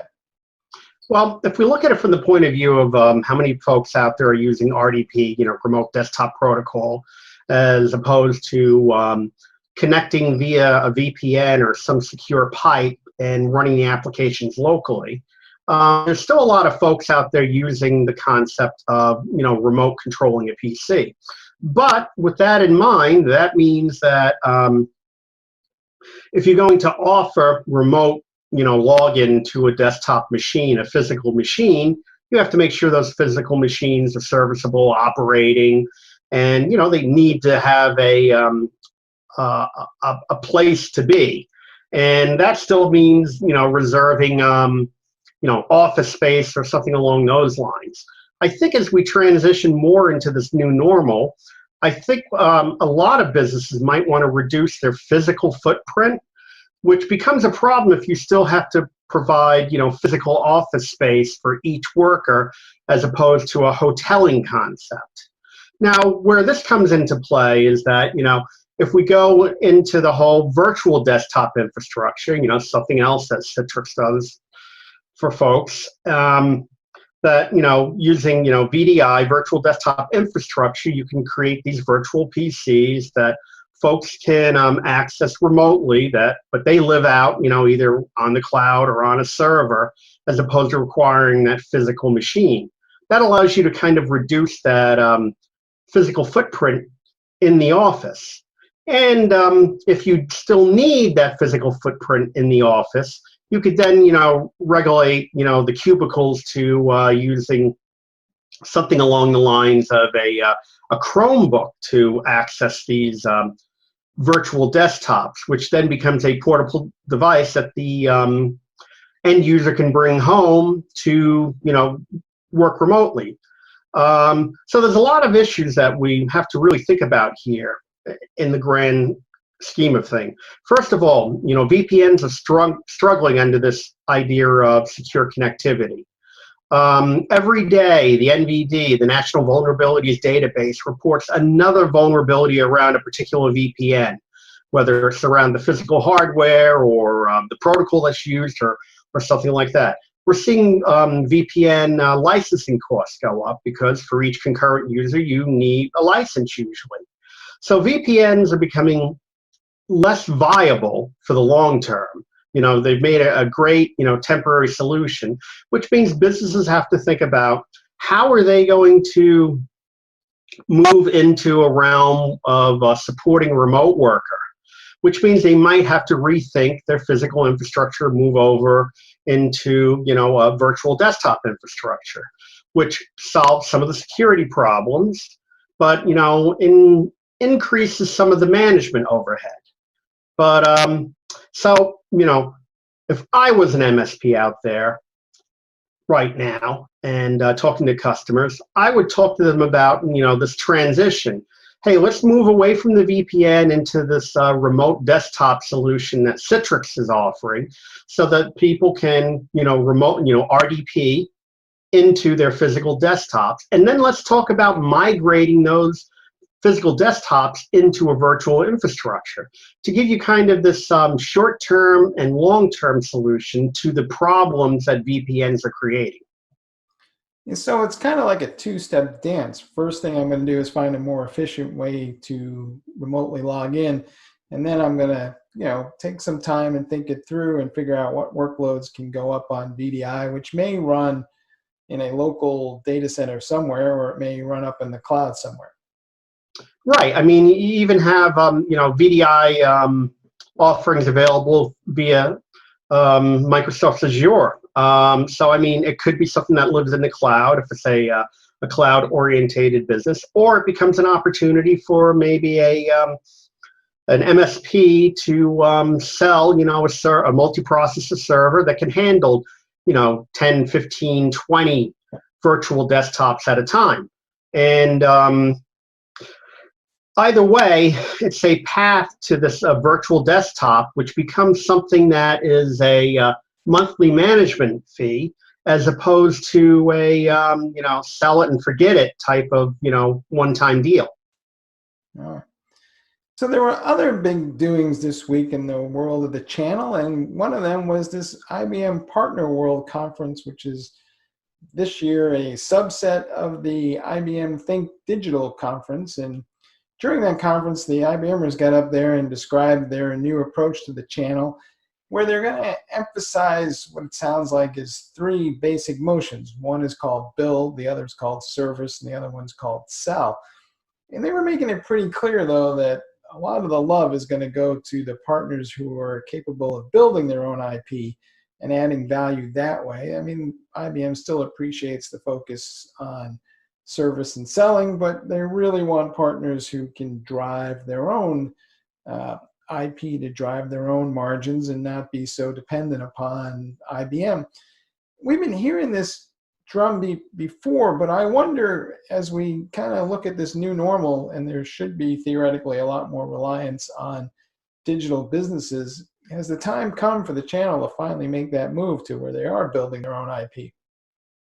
Definitely, I think so. That's one way that you can establish value and make your business a little more attractive than perhaps the neighboring business when it comes to servicing your customers. And we've kind of seen, a model like this working in a different fashion. Look at, customizing Salesforce, for example. You have Salesforce as a cloud-based offering, and then you have, solution providers out there that build custom IP around what Salesforce can do, either by integrating it into other applications or even coding their own type of solutions. So if we kind of extend that ideology forward into what IBM is talking about, here we have an opportunity where IBM can offer all of the foundational aspects and the support that's needed to the channel, while the channel builds on that foundation, and that becomes their value add, what they sell to their customers. It could work out quite well as more and more businesses move to become more cloud-centric. On the flip side, it's going to be a challenge for a lot of these solution providers to develop these skill sets and develop something unique to be able to sell that as their own intellectual property out into customers, as opposed to using the old traditional custom programming solution where the customer says, I need this, and then the solution provider is like, I can do that, and it's a one-off deal for that particular customer. How do they capitalize on this to make it a more vertical market centric type of offering, so that they can address not only the custom needs of one particular customer, but also bring that forward to others in that same vertical market? So it can be tricky to do, but it is very possible.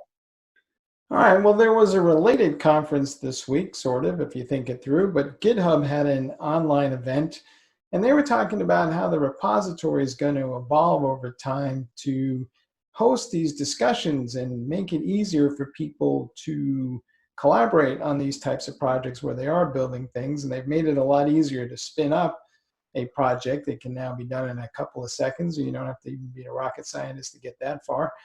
And their point is that as we go forward here, everybody and almost anybody can start building something and then working with other people to extend it or build a little ecosystem around it. So do you think that the channel is going to have to learn how to spell a little DevOps if they are going to go start building IP, and make the connection for me?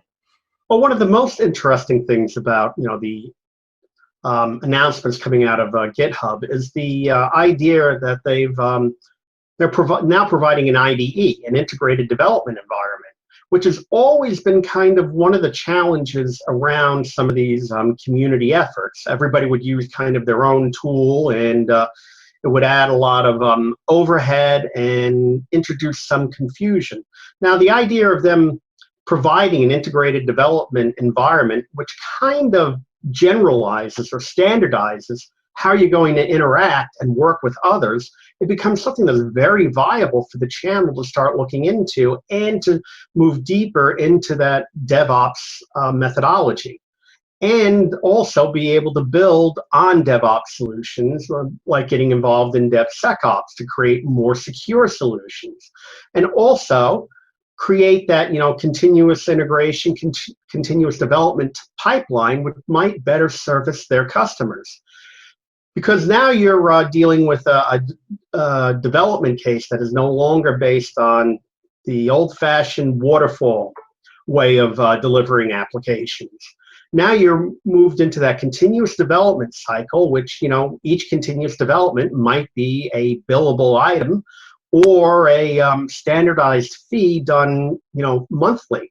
That, okay, we'll add these requested features, get them in and get them out to you, and each one is a charge.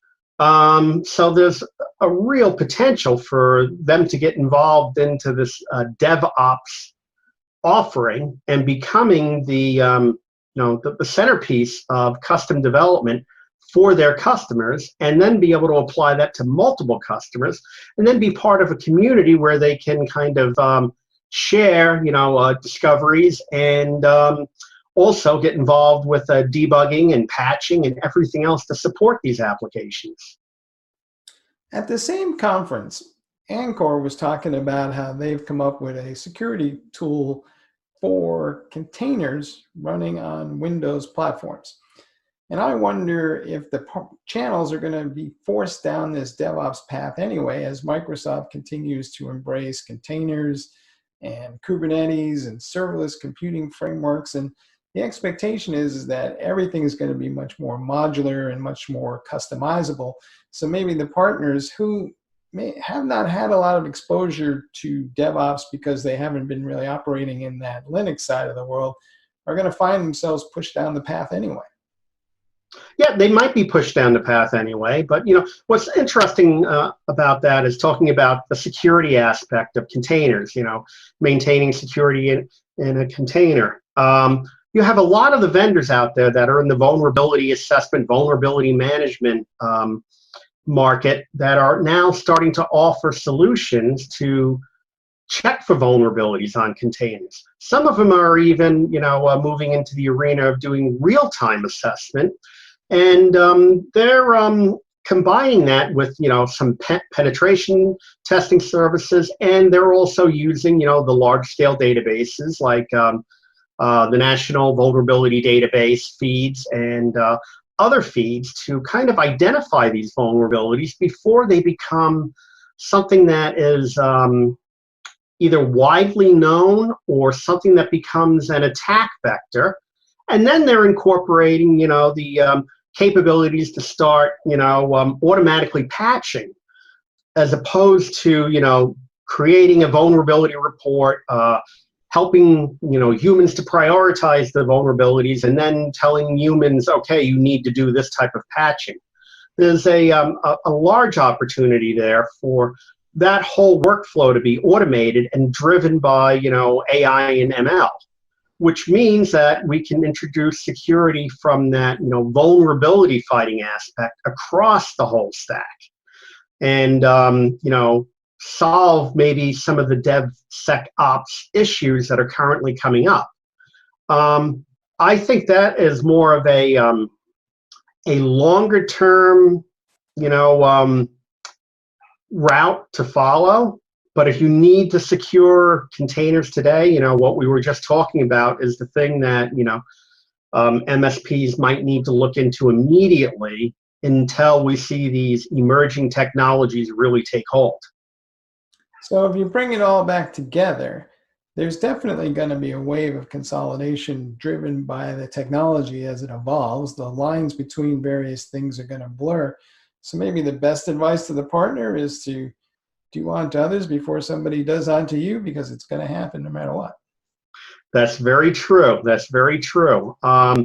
It's going to be very critical for the partners out there to kind of get ahead of the game at this point in time.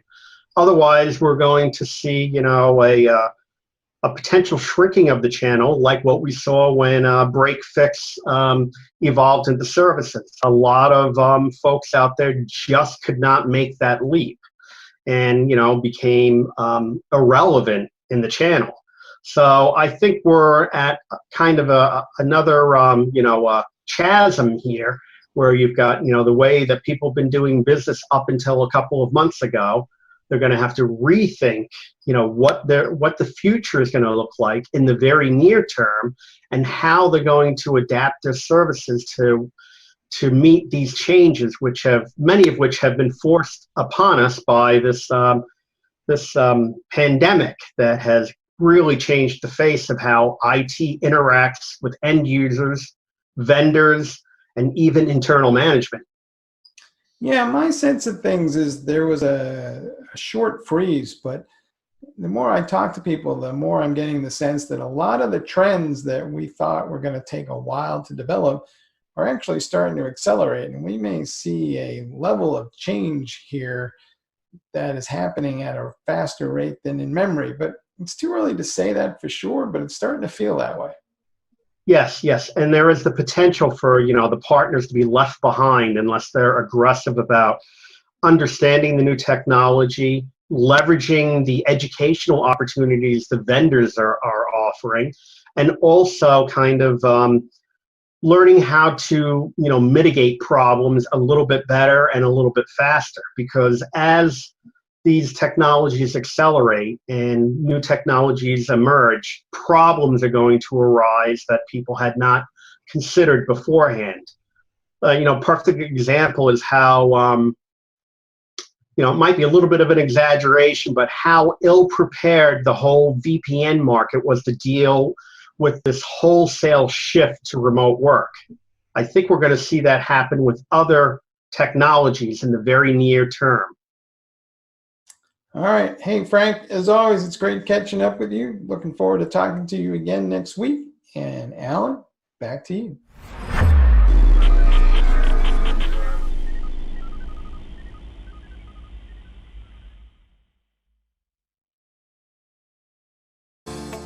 Disruption is occurring across every aspect of IT. Open source, cloud services, DevOps, and cloud-native software architectures are democratizing IT and radically transforming how business is done. The old ways of creating software and doing IT are being replaced with agile, flexible, faster, and cheaper methods, benefiting vendors and users alike. Accelerated Strategies Group is out to democratize access of industry expertise and knowledge. We use our expertise and experience to offer insightful, intelligent, useful information in a variety of formats relevant to the IT community, digital events, videos, reports, assessments, workshops, and implementation projects with tech vendors, IT organizations, and business leaders.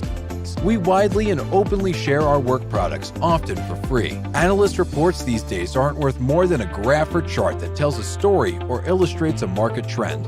We work with developers, DevOps teams, cloud architects, security engineers, and transformation leaders most every day, creating and implementing transformational strategies and technologies. We're not just thinkers, we're also doers.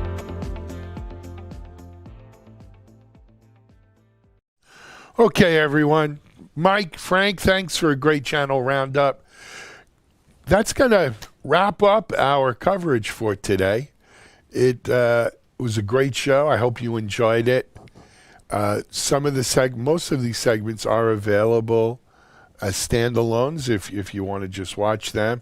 And of course, the whole show is available on demand across our network. But until tomorrow, and by the way, we have another good show lined up for tomorrow. Until tomorrow, though, this is Alan Schimmel for TechStrong TV. Here's hoping that you're safe, you're well, you're strong, TechStrong.